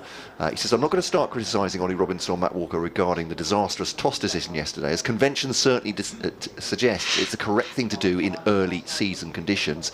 That being said, I wonder if thinking needs to start changing as the season starts ever earlier. Last year we often saw conditions favouring batting when it was colder early season, and this match seems to be demonstrating a similar trend. Clearly, if the pitch looks like the outfield, then it's likely to suit the bowlers, but generally the colder weather seems to be suiting batting with zero swing combined with non-bouncing of early season surfaces. Here's Gilchrist bowling to Rossington. That's a lovely shot through extra cover. He tried that one last ball of the previous over of Gilchrist, and is that Joe Denley? He's pulled up with a hamstring. Oh no! And that is disaster for Denley. Really? He has. Oh no! He is just, as he sprinted after that, he's clutching his hamstring, and that could be Joe Denley, I'm afraid. That is what a disaster. That is. For Kent and for Denley. Looks forlorn. He really does. Matt Mills just puts a hand on his shoulder, but Denley, hand on knees, is limping away. Oh my goodness. That is such a sad sight for Kent fans, but he's just head to the floor there and is limping. The physio's gone out there, Dan George, to talk to him, but we've seen it in cricket, we've seen it in football, Don. The signs are obviously there. Just felt the back of his leg as he got to the boundary to lean down for the ball. And I would imagine that will be Joe Denley for the foreseeable. 319 for 5. I hope, obviously, it's just a slight pull rather than the tear, but he limps away. Already missing Jack Leaning, their red ball skipper, with a hamstring injury. They're nursing him through that. 3-2-3 for 5. Rossington now has 15, by the way, after that boundary, and Critchley 30. But that is tough indeed. These cricketers today, and you know, I'm of the older fraternity. I'm looking around the commentary box. People are applauding him off the ground here at Chelmsford. These cricketers today are finely tuned race animals. Unlike the previous era, my era, we were cricketers first, athletes second, and we were gym bunnies if we had the inclination or the time to do it. These guys are finely tuned race animals. Gilchrist to Rossington, that's almost trapped him in front there. Got the bat down very late, jamming to a full-length delivery and turns it into the onside and Yaya Fields. But yeah, he has he's limped away. Well, we don't know if he's going to play any part. He may have to bat. He may be able to bat.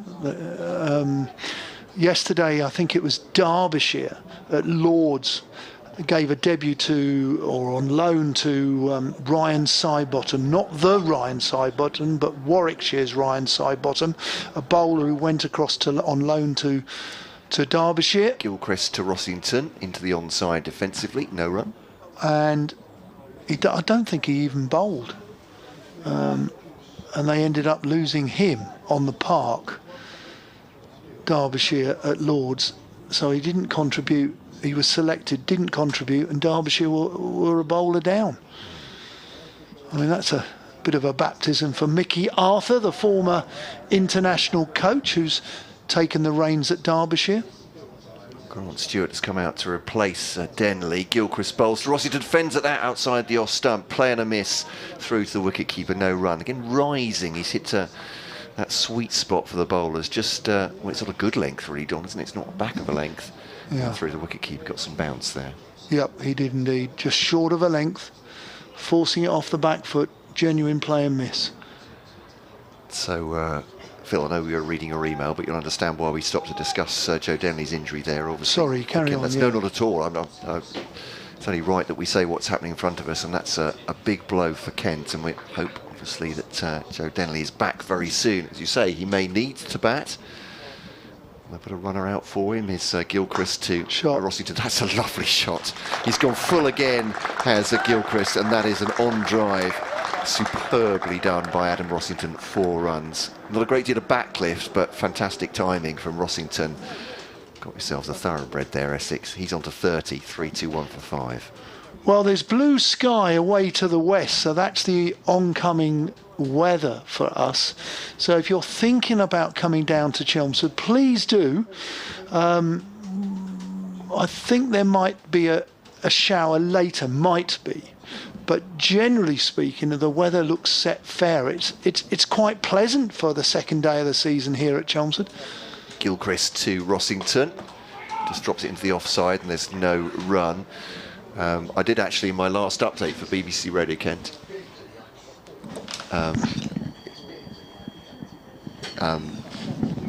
sorry, end of the over, and no run. 3-2-5 for 5. I did mention actually my last update for BBC Radio Kent, the headline that a gentleman in front of me had taken his scarf off, Don. So did you? It's gone that far. So yeah, it has. I mean, I think it's a risk. But you're right.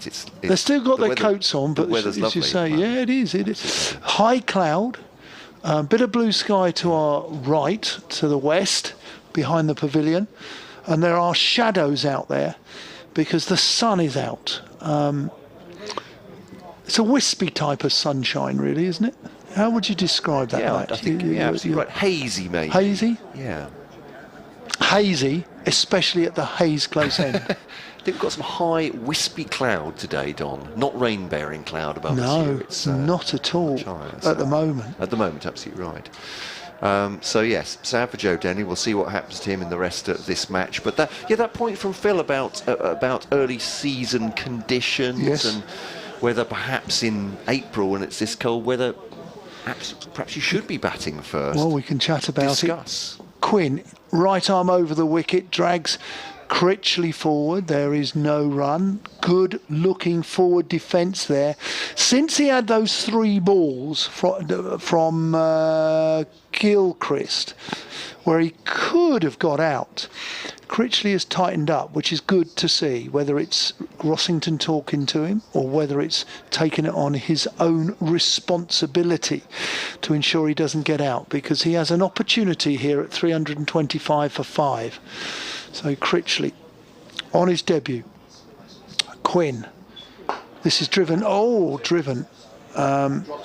I think it was a genuine chance, but it would have been a beautiful caught and bowled on his follow through on his left hand. On his follow through as he was just going off the cut strip. It was powerfully hit by Critchley in the air, but it would have been a wonderful caught and bowled. It would have been one of those where you're picking apples off a apple tree. Yeah, it's hit his left hand as much as anything else, hasn't it? It's come to him, just feeling that one. Yep. 2 hands almost as well.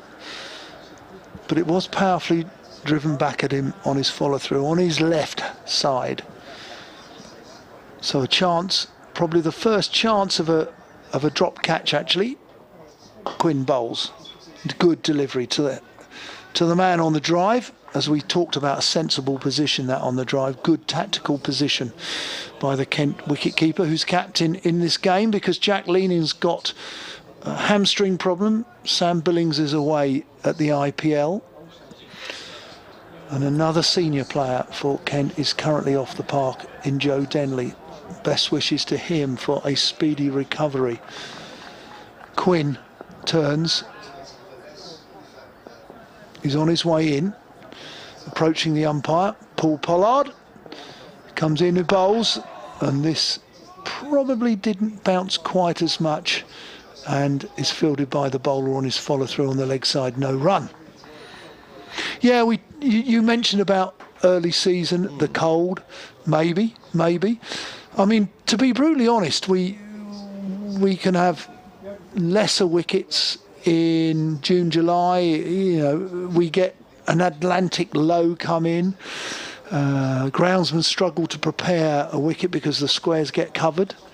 And then if we have some 4-day cricket, then you can have a problem, especially at some of these outgrounds. So the answer is, yes, you've got to be flexible. Quinn's in, bowls, is down the ground. Good looking shot forward, take a single, and they get through very quickly to a very straight mid on. Good cricket from Kent, but very good cricket also from Essex, 326 for 5. So yeah, Matt, I think it's worthy being flexible. Sometimes you do turn up at cricket, you're not quite sure. So sometimes it is, you're happy. Keith Fletcher used to say, I'm happy to lose the toss and make them make the decision. It'll be interesting to see if you heard from Nick Brown, or whether Glenn did, doing a home interview, whether Essex would have batted or bowled yesterday. This is played down to the vacant third man. There's going to be 1. Rossington's going to get 2. He does. He calls his partner back to the danger end, and Essex get 2, 328 for 5. So I'm going to look at you, Matt. I'm going to look at Glenn as well and just say, have we any idea what Essex would have done? No, I think it's the answer. I think certainly Matt Walker felt that Essex probably would have done exactly the same. Yeah. Just thinking that there had been moisture from the previous week, and that might give them a bit of a help on the first morning. But as it was, I mean, the wind blew so hard, it may have, I think as Glenn was saying earlier, it may well have blown the moisture out of it. But yeah, it's not an exact science. England have found that out, I think, in the Ashes, in terms of whether you bat or bowl at different times. But anyway, listen, England. But interesting, Phil. Thank you for posing that question. It is yes. England's new ball bowling in the West Indies just recently, for me, was at best poor, because they didn't make them play. They bowled gorgeous dot balls outside off stump. If it had a bit of pace, fine, but they were gorgeous deliveries, dot balls outside off stump, which the batsman didn't need to play. Darren Stevens brought on at the Hayes close end. Thought he was going to bowl his first ball there, but he's just trundled in and stopped and had a little look at the footmarks there of the previous bowlers. It's my humble guess that these two, with the way they go hard at the ball, might struggle against Stevens here.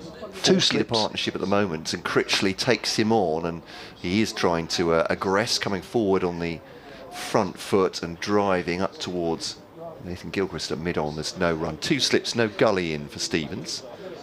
The umpire, Paul Pollard, is coming over. He's making a point to Matt Critchley, is he? He is. Who's not acknowledged him. I'm wondering whether he was run. I'll come to it. Yeah, Stevens too. Critchley defends that one. Late change of position. He's looked across to the umpire. I'm going to make my humble guess here that he wandered. He walks his shot, yes, as we discussed earlier in the commentary. I'm wondering whether he walked his shot and started to go encroached onto the area where you're not allowed to run. He walked his shot and continued down on a length where the ball would pitch. Yeah, it's possible. Just a quiet word from the umpire. Stevens driven back at him, reaches the right hand down fields of his own bowling. There's no run. Solid contact that by Matt Critchley. I'm going to predict that if there was a wicket to fall, it's probably going to be not caught at slip, but caught at mid-on, mid-off on the drive, somewhere like that. Yeah, he's looking to straight drive then. So in that V, you think? Yeah, just think for these two, the lack of pace from Stevens, they will try and put it onto the ball with the way they go at the ball. So this will be interesting. You know, I'd like to think the pair of them will be aware that that will be the mode of dismissal that Kent are looking at. And they've got to be technically tight. They've got to be watchful, got to be careful. Just make sure technically your foot, your hands, your head are in the right position when facing such bowlers like the medium pace, barely medium pace of Darren Stevens. Stevens having trouble with his right hand after fielding that ball. Again, it's a straight drive, onside, and fielded by Nathan Gilchrist. No run. I'm going to have to go and do an update and tell the news, the good people of BBC Radio Kent. Don will take over. Thanks, Matt. So Stevens, his first over of the morning. A number of dot balls joined together so far. Two slips are awaiting. There's a ring on the offside, ring on the leg side. There's a man catching on the drive on the offside as Stevens bowls. This is a dead bat, forward defensive, played on the front foot out to Bell Drummond at mid-wicket. There is no run. Good defensive play there. Good delivery from the veteran seamer. Good cricket all round, but alas, no run. 328 for 5. Sun's gone in. Not such a strong shadow. High cloud. Floodlights not needed at the moment. Stevens, Hayes close end. He comes in, he bowls outside off stump, well left alone from Critchley. End of the over.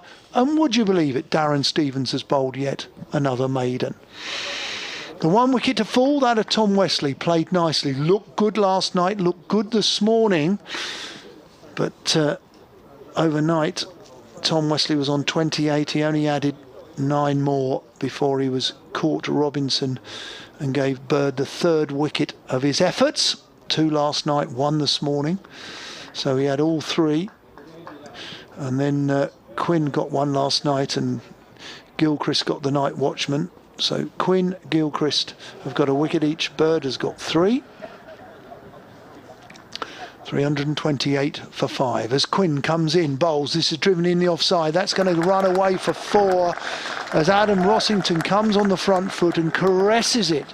He hits it nicely, he times it, but he hits it powerfully enough to go across the netting area for 4. 4 runs to extra cover. 332 for 5. Rossington moves to waiting to be added.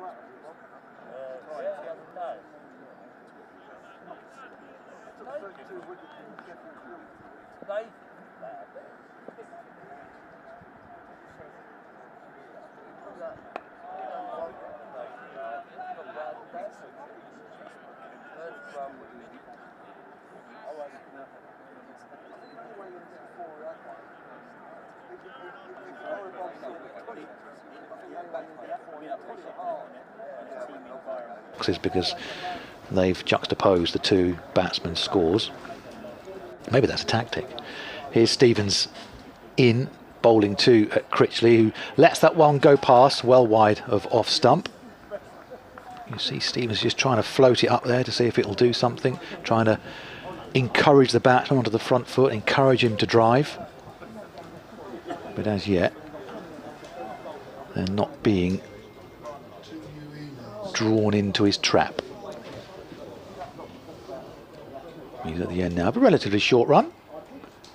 Burly figure comes in and bowls to Critchley, who just the shot slightly there because Stevens held it back and he was on the front foot there, Critchley, and it was slightly shorter of a length, but he works it round the corner on the onside for a single. 337 for 5. Critchley goes to 32 from 69 deliveries, so he's got a fair old lick, but not as quickly as Rossington, who's made 27 from 40. As Stevens is in once again. He's got a man at short extra cover as Rossington just drops his hands on that one and works it behind square on the offside, and they come through for the single for Essex, and that's a 50-run partnership between Messrs Critchley and Rossington. It's come from 92 deliveries in 70 minutes as well, Matt. Yeah, absolutely right. These two have, I wouldn't even say weathered a storm. They've just progressed, really. And despite the best efforts of this Kent 5-pronged seam attack, no breakthrough as yet. Stevens is into Critchley, just covers up defensively, and there's no run, and that is the end of the over. So, 21 minutes to go until lunch. We're set fair here at Chelmsford. Lots of blue sky around, warmer conditions, so much so I took my coat off, took the big overcoat off, so just the jumper now and a couple of layers below that. A few people in front of us have been brave enough to take their coats off. There's still a few woolly hats in evidence because there is still a little bit of a chill in the air, but Essex 338 for 5. Yeah, I've not quite taken the coat off yet. Don's, I think he's just made of sturdier stuff than both of us, frankly. He's been wearing quite a light jacket all the way through. I think he's used to these kind of conditions, having played cricket in them. But yeah, it's pleasant, I'd have to say, with a couple of layers on today. As Don was saying, if you're close to this ground here at Chelmsford, it's like a very nice day to watch cricket. Here's Quinn then to Rossington, wraps him on the pad. No shout from Matt Quinn. Got well forward, perhaps a hint of edge as it came into the pad. He's rehearsing that shot again, which is a brisk drive through mid-wicket. But nice bowling from Matt Quinn, certainly had him beaten there. They'll need to do more than that though, Kent. They need a rattle of wickets pretty quickly, or, you were saying earlier, surely with 272 for 4, target of 400 or over for Essex at the start of the day, and put themselves in a very, very strong position, perhaps stop any chance of Kent winning at least. You could hear the report from the bat of Adam Rossington there as he drives it into the offside, and there's no run as it's picked up by the fielders there. Grant Stewart is on as substitute for Joe Denley. If you're just joining us, the other big news for Kent and bad news for them as well is Denley limping off with what looks very suspiciously like a hamstring injury, chasing a drive to the boundary, and has taken no further part. Grant Stewart on for him. At the moment it's bowling rather than batting they're concentrating on though for Kent. Quinn to Rossington, lovely straight drive, a whisker past the stumps, and that'll be 4 surely. Stewart striving to get after it but won't pick it up, coming down the slope here to the river end. 4 runs firmly struck with a little backlift from Rossington, good timing. He moves on then to 32 to match his batting partner. Rossington 32 from 44, Critchley 32 from 70. Dangerous partnership already, Glenn Speller, and looking to take this on Essex to a big score. Yeah, and they're building towards that quite nicely now, and the runs have come at a good rate as well. So it's moving the game forward. They haven't become stuck. They got stuck a couple of times yesterday, Essex, but they haven't today. It's flowing now as Quinn bowls to Shot. Rossington. That's almost identical. Other side of the stumps, though. Straight drive from a full delivery. Gilchrist chases. Same outcome in terms of the scorer's notebook. 4 more runs. 3, 4, 6 for 5. And Rossington moves on to 36 now. Yeah, it was a lovely shot, wasn't it? Yeah, it was rather fed to him, but you still got to go through with the shot, and they have such faith in the surface, and they've both played themselves in so nicely that the ball's coming on quite nicely to them. As you say, trusting this surface as well.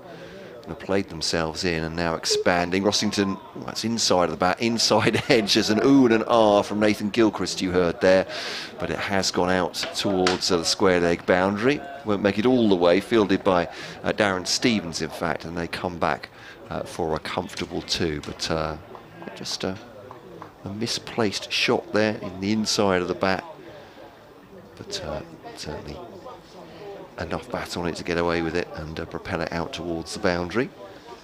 The 2 other scores will bring you if you have time.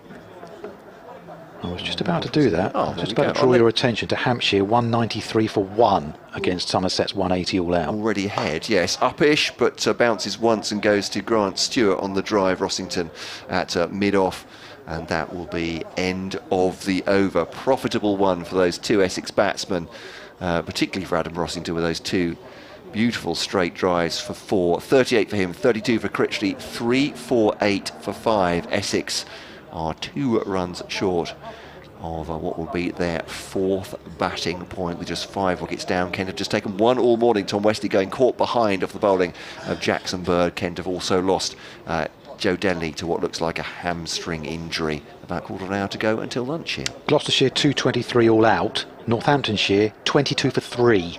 And the skipper, Ricardo Vasconcelos, has gone as well. Surrey 222 for 5 against the champions Warwickshire at Edgbaston. In Division 2, Glamorgan 228 for 8 against Durham. Leicestershire, Worcestershire 183 for 6. They didn't start until well after the scheduled tea break yesterday due to the weather conditions. Here's Darren Stevens starting another over from the Hayes close end, in and bowling to Critchley, who again is watchful as he stretches and pushes it out to the offside for no run. Middlesex 379 for 7 against Derbyshire. There's been some good success for Derbyshire this morning, and Sussex still going along quite nicely, albeit they are now 9 wickets down. 364 for 9 against Nottinghamshire.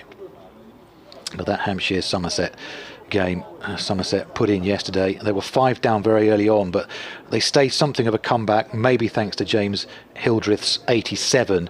But the man to go for Hampshire is Ian Holland, who was out for 81. James Weatherly's made 108 not out. Here's Stevens in again. Just the 1 slip now, and Critchley plays defensively into the onside for no run. 348 for 5. Yeah, Weatherly spent time on loan with Kent a couple of seasons ago, but I don't think he were saying he didn't have a particularly good season last year, but got himself off the mark with 100 already. Yeah, I was looking at it yesterday. He passed 50 once last season, Weatherly. Opening game of the season. A century. Here's Stevens. Still got the man at short extra cover, and Critchley playing at that one. It goes through to Robinson, but even though he stood a little bit closer up, Robinson, it still died on him as it went past the bat, and he had to lunge forward. I still don't think he took it on the full anyway, but no touch from Critchley. He's gone on to 32. Rossington has overtaken him. He's on to 38 now, with the Essex score at 348 for 5. Very pleasant conditions to be watching county cricket this April morning. Stevens in once again, and Critchley standing tall from the crease, driving up to mid-on, and there is no run. He might have held that one back a touch, Darren Stevens. It's his variation. As much as we say season after season, he's much like a spin bowler, Darren Stevens, as he is a seam bowler, really. There's minute variations to test the mind of the batsman, but doesn't seem to be worrying these 2 very much. 60 the partnership for the 6th wicket so far. Gone along really nicely. This next one from Stevens is played defensively up to mid-off by Critchley for no run. So that was the end of the over, but no, still 1 more to come. That's a big blow for Kent, however, to see Joe Denley limping off. And I watched him go up the pavilion steps. His right leg he was keeping straight. Such was the pain that he was in. As Stevens completes this, completes this over, then runs through the crease and doesn't deliver the ball. I don't think he stopped any of his run-ups yesterday when the wind was blowing, so he's accusing Nick Cook of something. That's probably the best thing to do as he went past him. Did you get in my way then? Umpire put him off. I've been stood in the same place for the last 15 years, says Nick Cook. Did you tell me to stop? Here's Stevens into Critchley once again. Critchley trying to pull out one of those big booming drives, miscues it, and Stevens fields on his follow-through. Stevens then throws it over Critchley's head, and Critchley makes out like he's a man at the near post for the corner and goes to flick it on with his helmet, but just ducks under it, and that's the end of the over. 3:48 for 5. Yeah, you don't get much from Darren Stevens, which we resembles a tantrum. So I think we'll just say that's a little bit of frustration. It was going nowhere near the head. Goes over his head. Or emails coming in on kentcricket@gmail.com and BBC Essex Cricket@gmail.com as well for your emails all this summer. Great to hear from you. David saying unimpressed that Tom Wesley way back this seems now, first half hour of the morning, so apologies for that, David. Nicked it and taken in front of first slip, didn't walk, discuss. Not impressed, says David. Well, didn't walk, and stared at the ground, scored his mark again, and then looked up and saw the umpire's finger was up. Yeah, so I think that's as much discussion as we can have. Did he think he was out, Tom Wesley? I don't know. Certainly the Kent fielders thought he was. There was no discernible sound for us up here, and it was a feather, certainly, through to Robinson. It wasn't a good-looking shot. Everyone went up as one, said, so you kind of have to. And the umpire's finger was up pretty quickly too. But I get what you mean. David's suggesting maybe he's in the Stuart Broad school of... Well, Stuart Broad middled his, to be fair, though, didn't he? More or less. Yeah, sorry, that's taking exaggeration. Gilchrist to maybe an apprentice in that sky. I don't know where I'm going. I'm just digging myself a massive hole for supporters of both sides. That's a shot from Rossington on the back foot into the offside for a dot ball. Or maybe Tom Wesley didn't think he hit it. That's also possible. You know. Maybe he was in two minds whether he hit it, and he thought, well, I'm not going to give the umpire any indication that that I thought I did. Maybe he thought it was 25% to 75%, and thought that he'd stay around, but it was the umpire's decision which was final. It's a shame because he looked in really good form. That's true enough, but these two going well. Lovely sunshine now here at Chelmsford. This is propelled gently out towards the offside boundary by Adam Rossington. It'll be a single to the arm of, I think, that Milnes out there at the moment. 3-4-8 for 5. Just one slip in now, Tellingly for Kent, going much more conservative. Jackson Bird is the man next to Ollie Robinson, the Kent captain, who's had a baptism of fire, I'd say. It's been tricky for him. I think his bowlers have done okay. Unfortunately for Kent, Essex have batted very well. 3-4-9 for 5. A run away from another batting bonus point, defended by Critchley. Perhaps just a little low on the bat there as Gilchrist bowls, but no chance given. Defended into the onside. Yeah, I mean, given the conditions we've got here now, the blue sky, the sunshine, the fact that we've got cricket out in front of us, we should probably welcome spring, shouldn't we, officially? Oh, is it after today? Yesterday? Well, I don't know if it is, but it feels like it. We had a dusting, didn't we, in March, where we thought, oh, spring's just around the corner. That lasted about a week, and since then we've been huddled up, but this is glorious. It is indeed.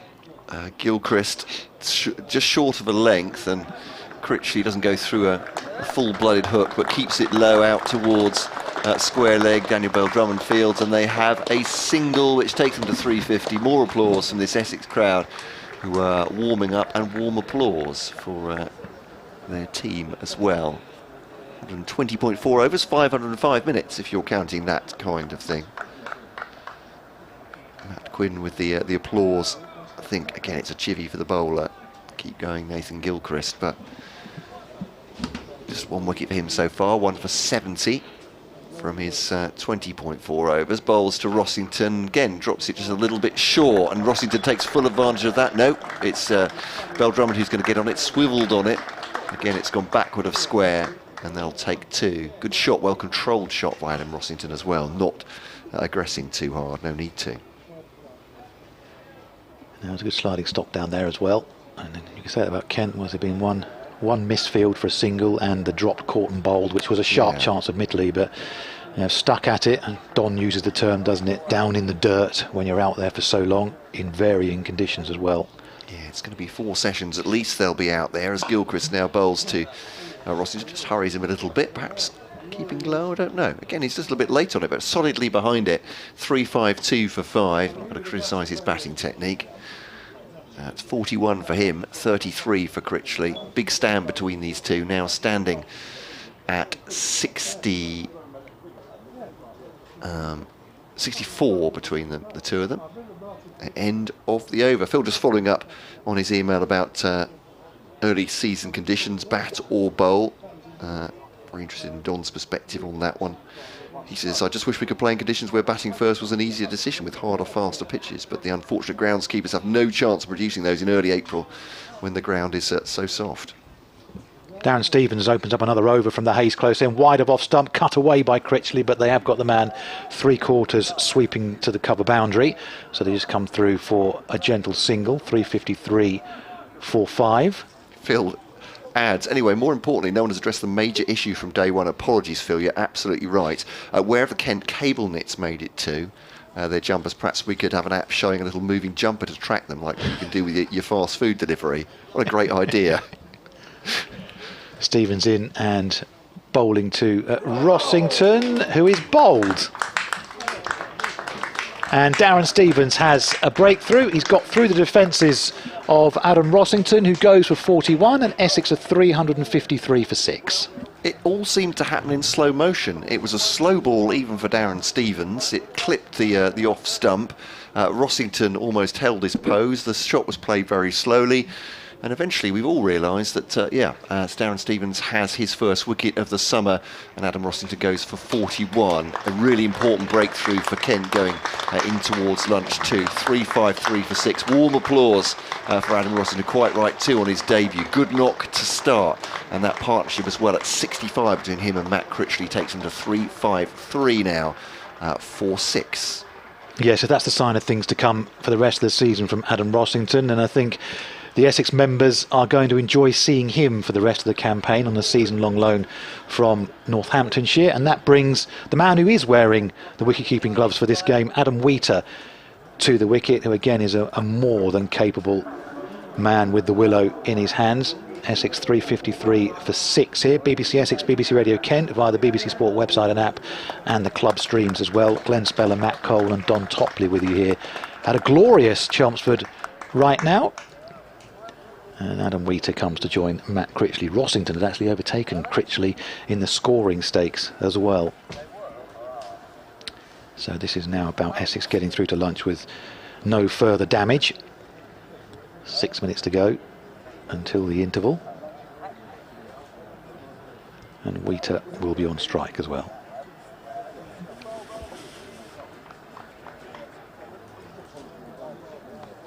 A bit of a drinks break for some of the fielders while Wheater was making his way to the wicket. Yeah, Wheater's a very handy, well, number 7 normally, isn't he? But number 8's come in as well. Scored a lot of late order runs. Still got Steckety, Cook to come off the back of this as well. It'd be interesting to see what Mark Steckety can do. So here is Stevens then bowling to Adam Wheater. Second slip's gone back in here, and Wheater just lifts the bat out of the way through to Robinson. Ben and Kevin, thank you both for pulling me up. Not for the first time an error I've made this season, but of course the batting and bowling bonus points of the first 110 overs, aren't they? So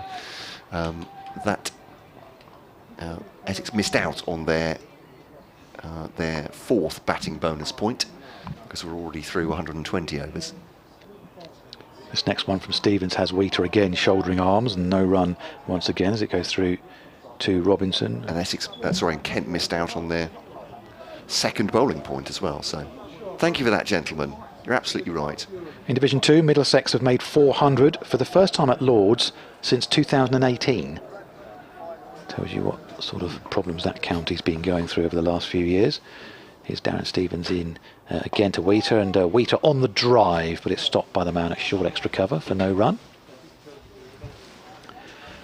Don't forget you can find all the details via the BBC Sport website. Go to the cricket pages, there's a live text feed on there, so you get details from all around the grounds, and you can take your pick as well of the various commentaries. So if there's never any action for Kent or Essex, you'll always find some kind of cricket on there. Here's Stevens into Wheater.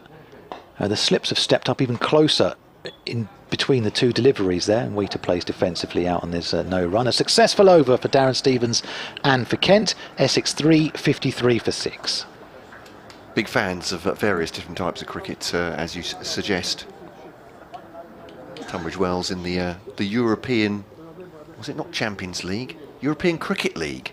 Having won the domestic T20 competition, they went out and played in Spain. So there was a video of that. We were glued to it. Lost in the final, unfortunately, to a Spanish side, but Tunbridge Wells Cricket Club.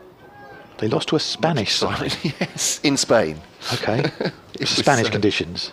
Was on the beach or something? That's absolutely right. But it's tennis ball cricket. So yeah, Tunbridge Wells, having won the national competition, got to go to Spain. Were forced to go to Spain. Poor things. In March, well, actually in February and March as well. They went for a week qualifying. This next ball, by the way, Critchley just turns it into the onside. There's no run. 3-5-3 for 6. But yeah, that's kept us entertained during the close season. But now the county championship is in full run. So this is Stewart tossing the ball to Gilchrist. 3-5-3 for 6 then. I've had to take my coat off now. Lovely warm sunshine. Here he is. Edged, past first slip. Second slip would have probably gobbled that up, Critchley, but the second slip has gone. Jackson Bird dives in vain towards his right. An edge from Critchley past the stricken fast bowler at slip. And Nathan Gilchrist very much has the body language of a man trying not to shout, muttering things under his breath as he goes back to his mark. You lucky, this, that or the other. Yeah? Yeah. That sort of thing? Yeah, it's everything from the shoulders downwards looks very composed, but the head, and you can almost see the steam coming out the ears. That was a close one, certainly. But Critchley survives, and he's played well so far for his 38. That one he defends on off stump, and there's no run. Yeah, I don't think certainly no implied criticism of Jackson Bird. It was very much a second slip catch that would have been, but no second in there right now. So 3 balls to go of this over. And that might be lunch as well, as we're ticking across towards 1 o'clock. 3-5-7 for 6. Gilchrist. Critchley offers the bat to this. Steers it out towards the offside boundary, fielded by Milnes. Single taken. Or actually, is that Jordan? I think it's Jordan Cox now fielding on the offside boundary. Got to update BBC Essex listeners in the next couple of minutes. I'm sure you'll be doing likewise with BBC Radio Kent, Matt. I shall leave you now, Glenn. And that wasn't a prompt. We got 2 more. I'm not sure how quickly your update's going to come, but see how quickly they get through these 2 balls. There's going to be lengthy field repositioning for Adam Wheater.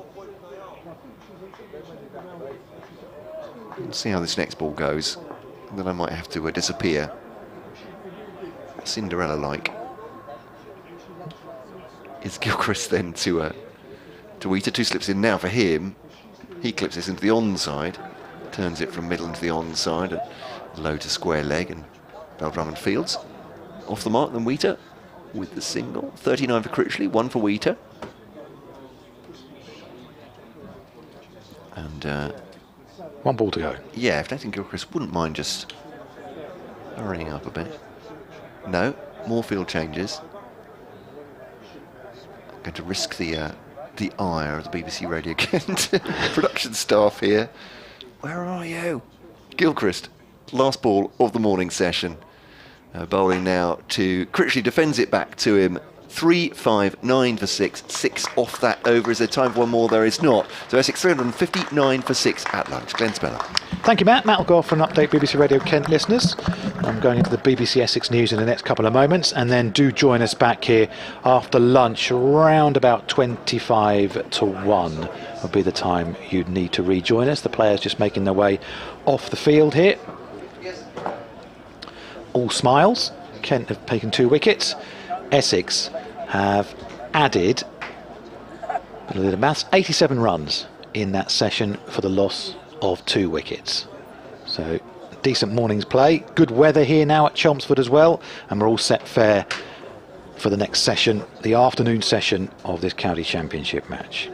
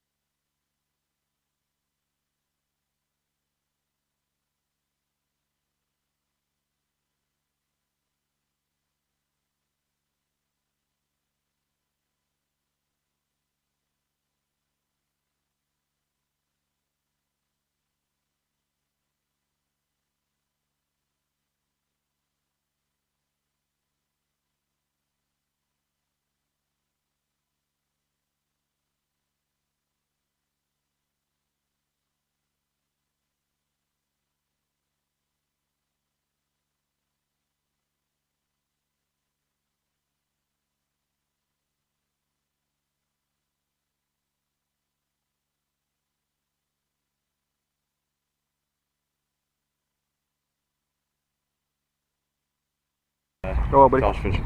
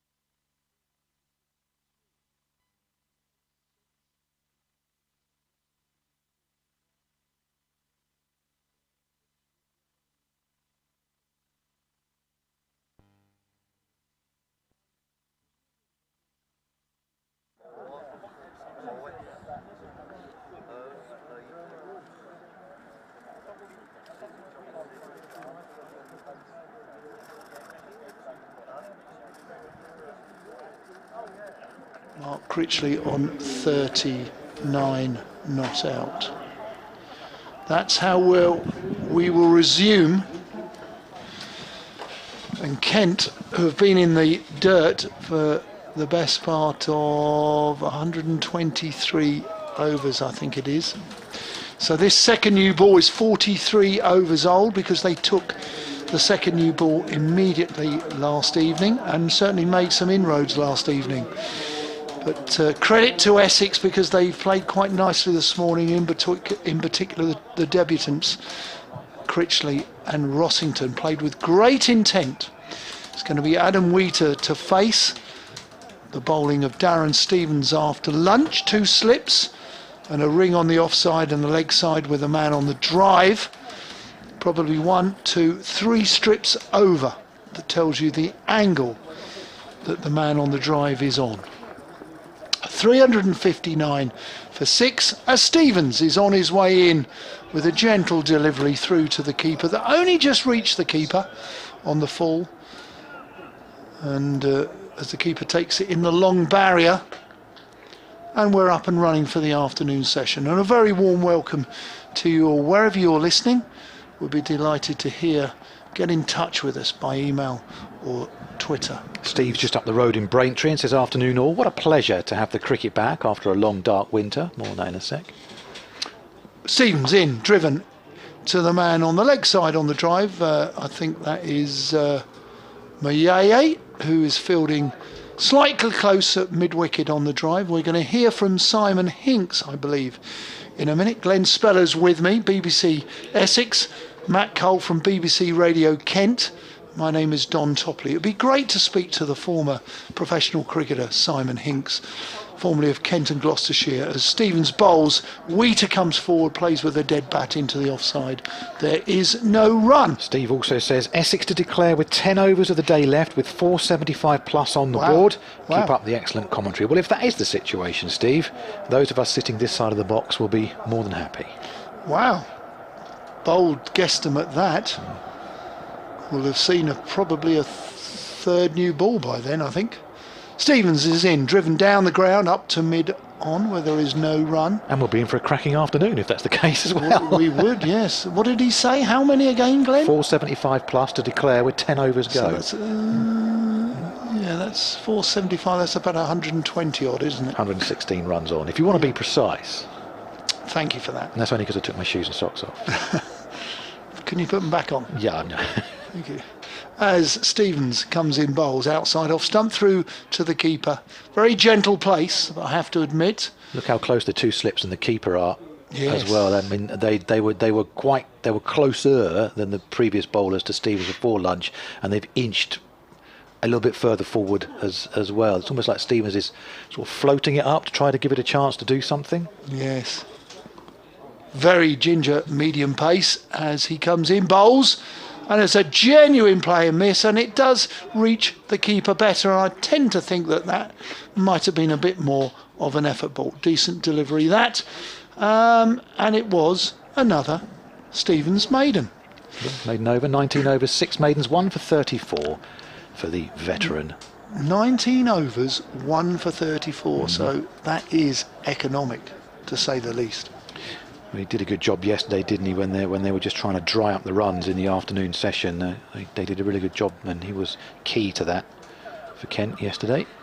Went for a couple of boundaries in his first over, but not a lot more after that, to be honest. Right, Jackson Bird, who's got 3 wickets so far and took the crucial wicket, they will say, of Tom Wesley this morning, is going to resume from the river end. Running away from us now, in and bowling to Matt Critchley, who has 39. Bird's in, driven down the pitch by Critchley, half stopped on the way through, and there is no run. Still that bright sunshine which we had for the last 45 or so minutes before lunch, and we've got that after lunch as well. Very pleasant. Looking at the flags, they're being rippled by a breeze, nothing more than that, and the trees are relatively still, not bent over double like they were this time yesterday and for the whole day indeed. Yes, so they've got a bit of respite as well. Here is Bird in once again, and bowling to Critchley. He plays defensively back down the pitch, and the Australian stops it on his follow through. bbcsexcricket@gmail.com if you want to email, kentcricket@gmail.com, and at BBC Essex Sport on Twitter. The ways to get in touch with us. Lovely to hear your contributions, and so many people glad to have the county cricket back. Yep. Once again. This Bird still got that towel flapping out the back of his waistband to wipe any moisture off his hands and the ball if he needs to. He's in and bowling. Fuller delivery this time. Critchley driving, but it's stopped at mid-on and there's no run again. Good start this from Critchley, from Bird right at the start of this afternoon session. We'll bring Simon in at the conclusion of this over. Simon Hinks, former player and match referee for this game as well. It's in the box away to our left-hand side. New to that role. I think he's had quite a gentle introduction, I think, with this match so far. Here is Bird in once again to Critchley, playing defensively from the crease, and there's no run as it's deflected out to mid-off. 359 for 6. The Essex score. Resumed this morning on 272 for 4, so added 87 runs on the second morning for the loss of 2 wickets. Which I think they would have taken because conditions were a little more bowler friendly this morning with that wind having abated. Bird running away from us from the river end, in and bowling now, right arm over into Critchley again with that drive down the ground this time, and it should evade the chasing pair of Kent fielders, and indeed it does. It's another wonderful piece of timing from Matt Critchley. He moves to 43 and the Essex score up to 363 for 6. Yeah, cracking shot that. Played from where it came from. Reasonable foot movement. Stood up again as we discussed earlier in the day. Good looking shot. He showed great intent as he approaches a half century on his debut for Essex here at Chelmsford. Bird rounding off this first over after lunch. Short delivery down the leg side, which Critchley thinks about pulling, and then just leaves his bat where he was. It goes through to Robinson for no addition to the score. So 125 overs gone in this innings now, and Essex are 363 for 6. Thanks, Glenn. We'll invite Simon to come in. One of the few short balls that I've seen being bowled at Critchley, that by Jackson Bird. And as I said earlier in our commentary today, I certainly would have looked to shove one or two up Critchley's nose just to force him back on to the back foot. So I'm going to commentate, and we'll bring Simon in as Darren Stevens comes in, bowls with 2 slips waiting, and this is cut, and Daniel Bell-Drummond goes to try and collect the ball, but he comes off second to his colleague. There is just the 1 run, and that brings Essex to 364. 1 run to cut, backward point really. Sensible shot, well controlled by Wheater. Good afternoon, Mr. Simon Hinks, formerly of Kent and Gloucestershire. Good afternoon, Don. How lovely to see you. You too. An old opponent that is now, can I say, a cricket liaison, or are you a match referee? Stevens is in, driven beautifully to Critchley. Critchley drives on the up, and he is going to get 4 as it goes to the longest part of the boundary, to the boundary club, or what we call the executive offices, the executive suite here at Chelmsford. 4 more runs to Essex, 368, I think it is now. Simon, what is your role? Yeah, so I'm a match referee, and I always like to ask the question back as to what you think yourself a match referee would be doing. You've put me under extreme pressure. Well, like I did when I used to face you when you were bowling at me. Well, no, yes, you used to caress me through your offside with your left-handed bat and things like that. As Stevens comes in, it's driven into the legs, into the offside to cover where there is no run. What do I think you get up to? Well, firstly, I think discipline will be part of your remit. That's going to be huge. That's true. And the game is played in a fair and appropriate manner. Absolutely. And there's clearly no skullduggery. So, is there anything else to report on? Please tell us as Stevens comes in, and it's push back with a bit of madam, not a forward defensive, just a gentle, like a throw down. Someone's given him a throw down, he's just pushed back at the recipient. What else do you the have three to get key involved? areas really, Don. We look at working closely with the groundsman, so we're looking at the pitch ratings, how the pitch plays over the period of time we're involved. Stevens on his way in, just a single slip now. This is slightly better defence, no madam with that, just lets the ball hit the bat, dot ball. We also are here to watch the umpires in action, and as you say, player behaviour. Very, very keen on making sure the game is played in the right way. We are the eyes and ears of the ECB. That's how we describe it really. So anything that happens here today, we will report back through to head office. Stevens in, bowls, and again a decent tight defence there from Critchley, who it completes the end of the over, score 368 for 6. And it's new to you. Relatively so, yeah. I started last season on the part-time panel, and then I was made up this year to the full-time panel, where 1 or 2 people left the role. Very pleased to be involved with cricket again.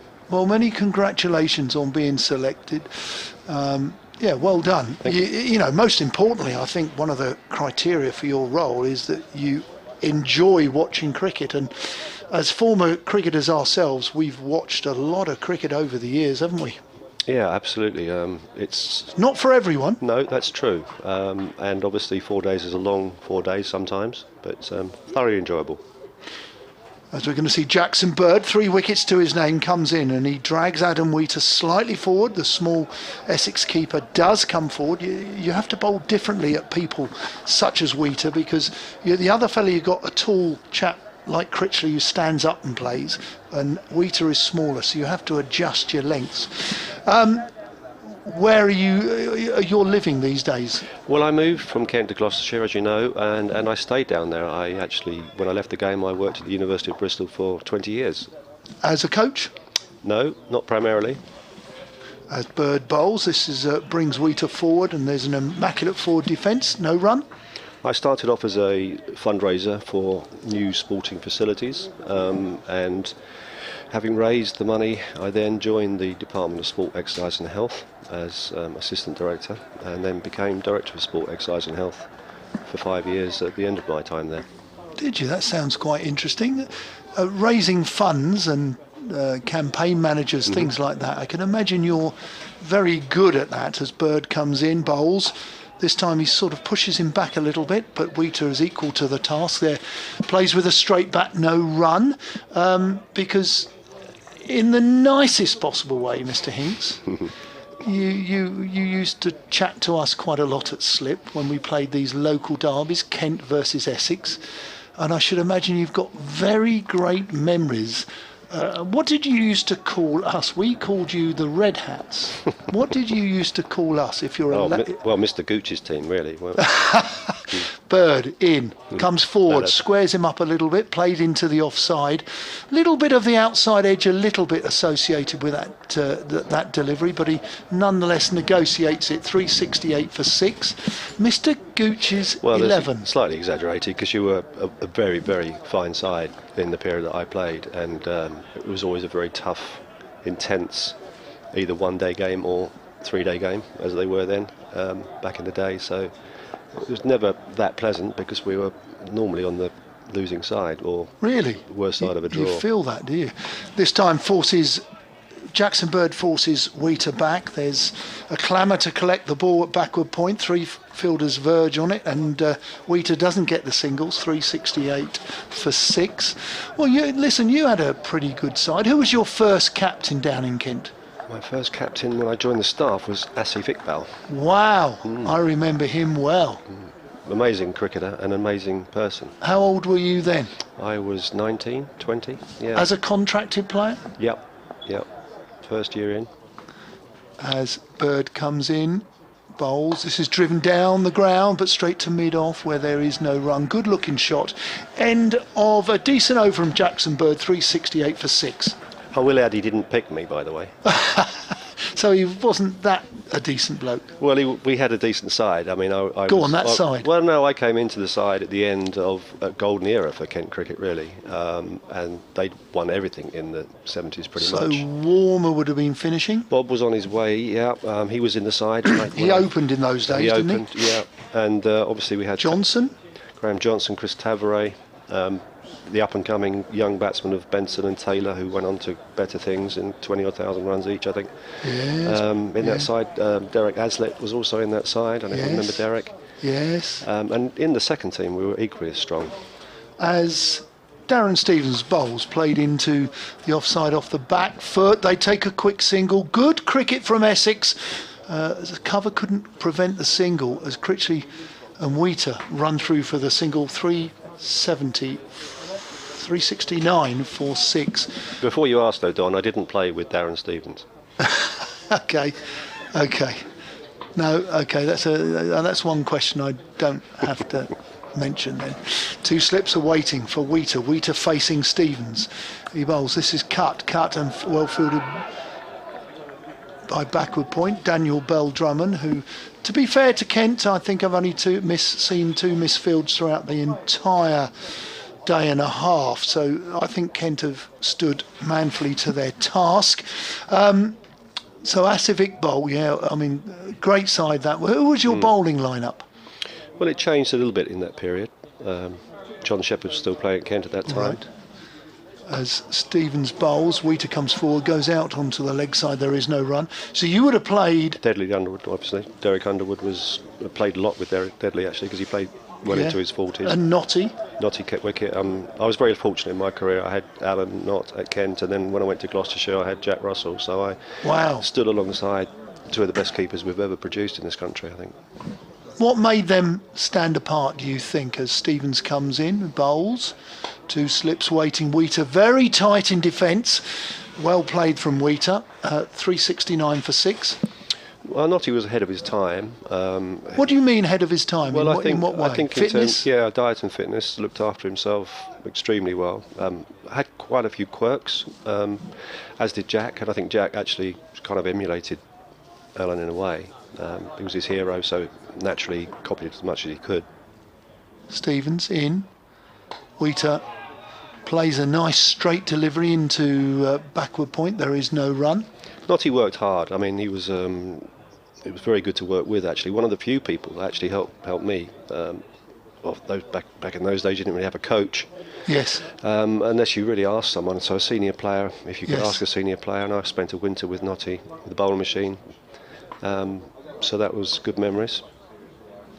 As Stevens comes in from the Hayes Close end, brings Wheater forward, there is no run. End of the over, 369 for 6. In terms of what made them stand out, I think they just were hard workers. They worked hard at their game. They understood. They listened. They learnt from others. Jack, had some very good keepers ahead of him at Gloucestershire, and as did Notty at Kent. And I think they learnt a lot from their predecessors. But their athleticism, I think, their dedication. People will say great hands, but I think obviously that comes with more practice. Technicians, batting wise, they were superb as well. They were again fairly quirky batsmen, had their own methods, but seemed to work for them very well. Jackson Bird continues from the River End, passes the umpire Paul Pollard, bowls a short ball. Critchley forces it into the leg side, and he claims 4 runs. It was a shortish ball, wasn't bouncer length, but nonetheless he forces it into the leg side in front of square, and he collects his first, or his maiden, Essex half century. He moves to 52 not out, and 52 not out in 97 balls. That was a cracking shot. You would have been impressed with that Paul shot then, wouldn't you? That was a great shot. Yeah, no, he's looked very impressive. It's an interesting move for him to come here as well, and obviously started very well. The Essex have showed good intent in their middle order, especially the 2 debutants as Bird comes in, right arm over, ball of length there, he walks his shot, stands quite upright as he forces it to mid-on. There is no run. So Asif Iqbal. Chris Tavares then, after Chris that. Tavares. Yeah. Now, I'm going to say this, and you please comment. Everyone thinks of Chris Tavares, a bit of a slow scorer, did his job in the test matches, didn't he, all those years ago. But what I remember of Chris Tavares, gee, he could strike a ball. Absolutely, yeah, different chalk and cheese between Kent and England. As Bird bowls, this is driven into the offside by the taller of the pair. He was Critchley given a takes role. the single. Sorry, he was given a role to play when Boycott was out and or injured or came to the end of his career, to go in and play a Boycott type role for England. Yes. Which he did, and beyond probably. And I don't think it did him many favours, because, as you say, in county cricket, he was what I would call a brilliant timer of innings. You know, he knew when to press the accelerator. He would take his time getting in. A bit like Cookie yesterday, you know, he's sort of just making sure that you go through the motions, keep it tight. Jackson Bird, right arm over, brings Wheater forward, eventually forward, and there is no run into the offside. Yeah, I just remember him hitting, was quite impressive with the way he stroked the ball. Well, he got 150 against Essex in one of the games I played, and played a magnificent innings, and it was really Tavares versus Gooch. I think Tav got 150 first dig and Gucci got 125 second dig to save the game pretty much for Essex, but no, very good player. Jackson Bird passes umpire Pollard. This is whipped into the leg side, probably leg stumpish, as Essex and Wheater collects 2 runs. It was well fielded at mid-wicket, who parried it. He stopped the 4 though, certainly, but there was 2 runs to Essex and Wheater. They move on to 376 for 6. There's some good contest back then, you know, some really good head-to-head contests between certain players that were possibly competing for places at a high level as well. I think that was quite an interesting time for some Kent all-rounders and Essex all-rounders, the Pringles of this world and the Ellisons of this world.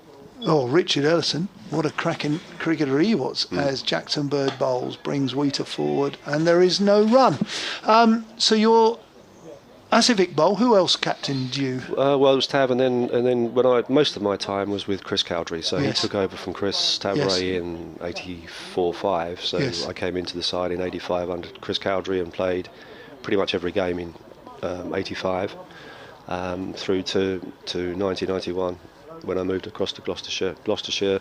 Tony Wright was captain there Yes. for a period of time, and Yes. then Courtney Walsh actually took over from Tony for a How season. good was Courtney Walsh? Courtney was easily the best overseas player I played with. Yes, Terry Alderman a very close second.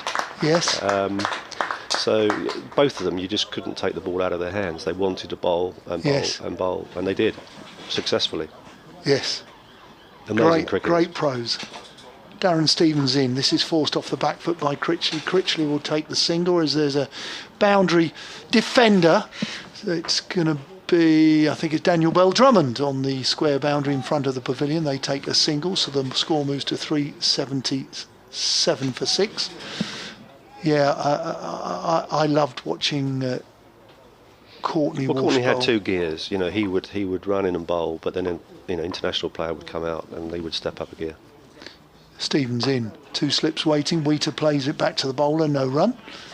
He had that ability to say, "Here comes Mr. Gower," who's pretty polite like that, Yes. and he would give him a little gentle, slower ball bouncer maybe, or one that just bounced and went across him as a left-hander, and Gower would flick it elegantly, off his hips, or maybe caress it through the covers, and then the second ball would go through about 3 yards quicker.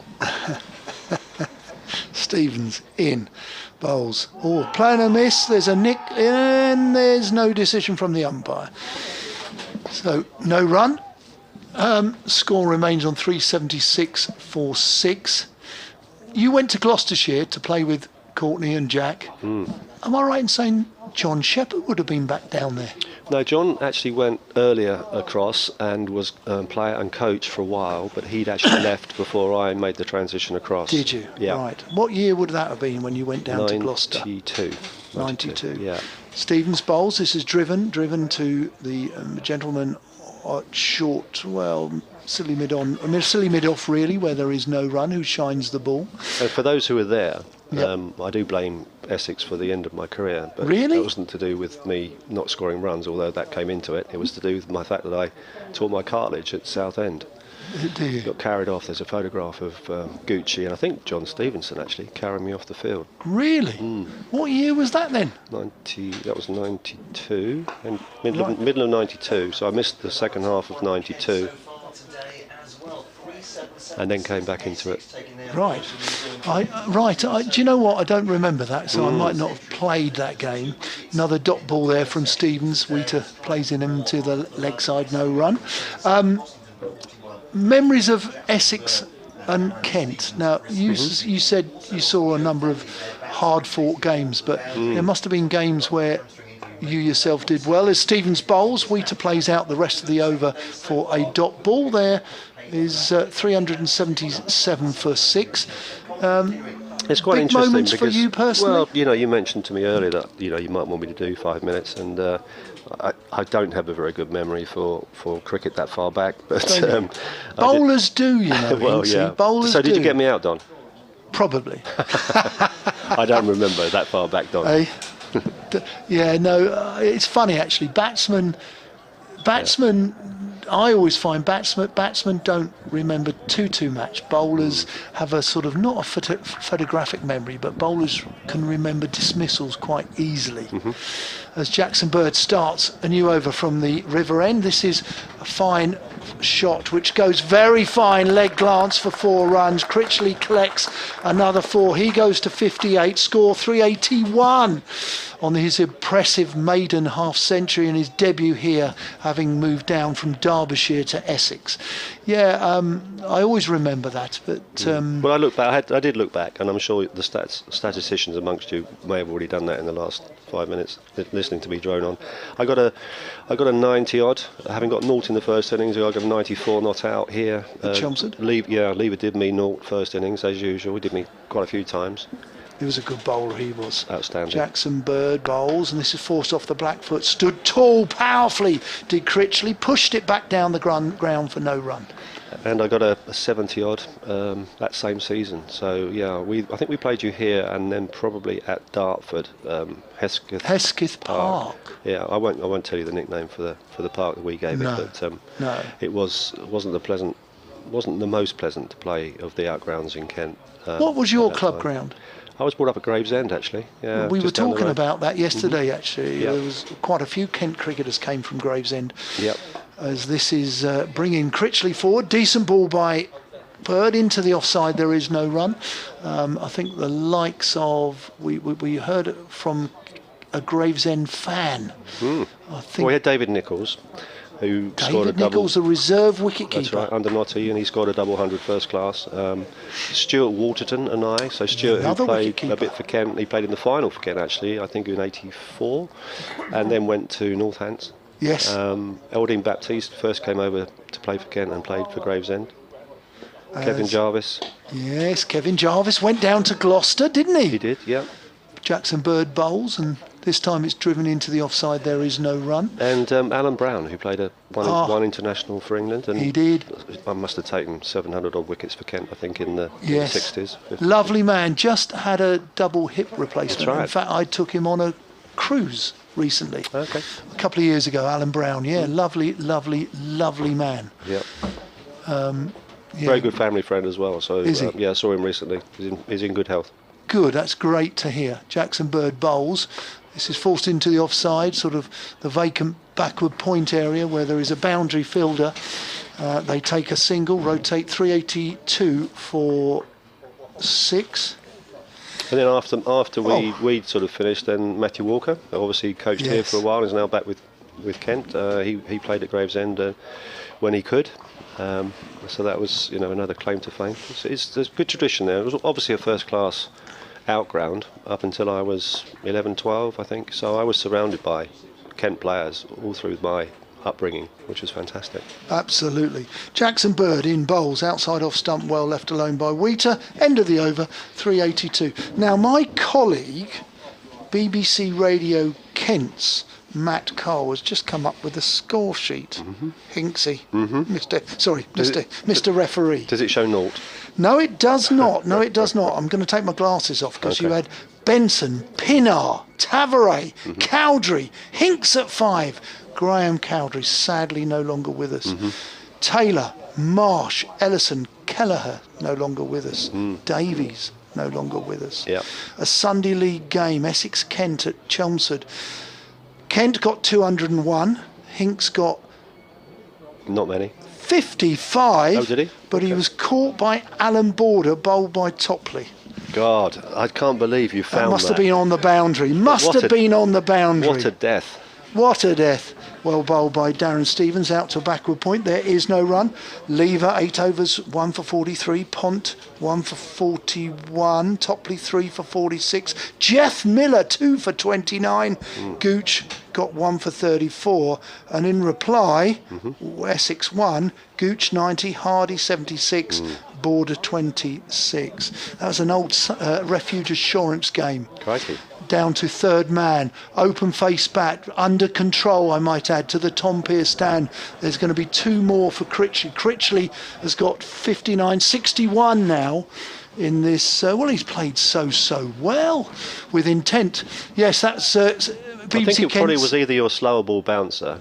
Well, I bowled a lot of them. The one that didn't I? nearly bounces twice, and or the flick off my hips or something. Listen, it with wouldn't have been a short ball, I don't think, Don, in one day cricket. No, it would have been In swinging Yorker. Listen, with our array of bowlers, international bowlers, you would have looked at that lineup and said, I'll have a piece of him.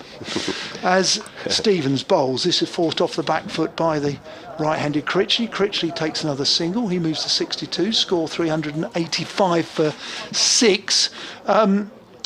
No, it was BBC Radio Kent's Matt Cole who brought that up. Disappointed. I won't be talking to him, that's for sure. No. He's a very nice man. He's very...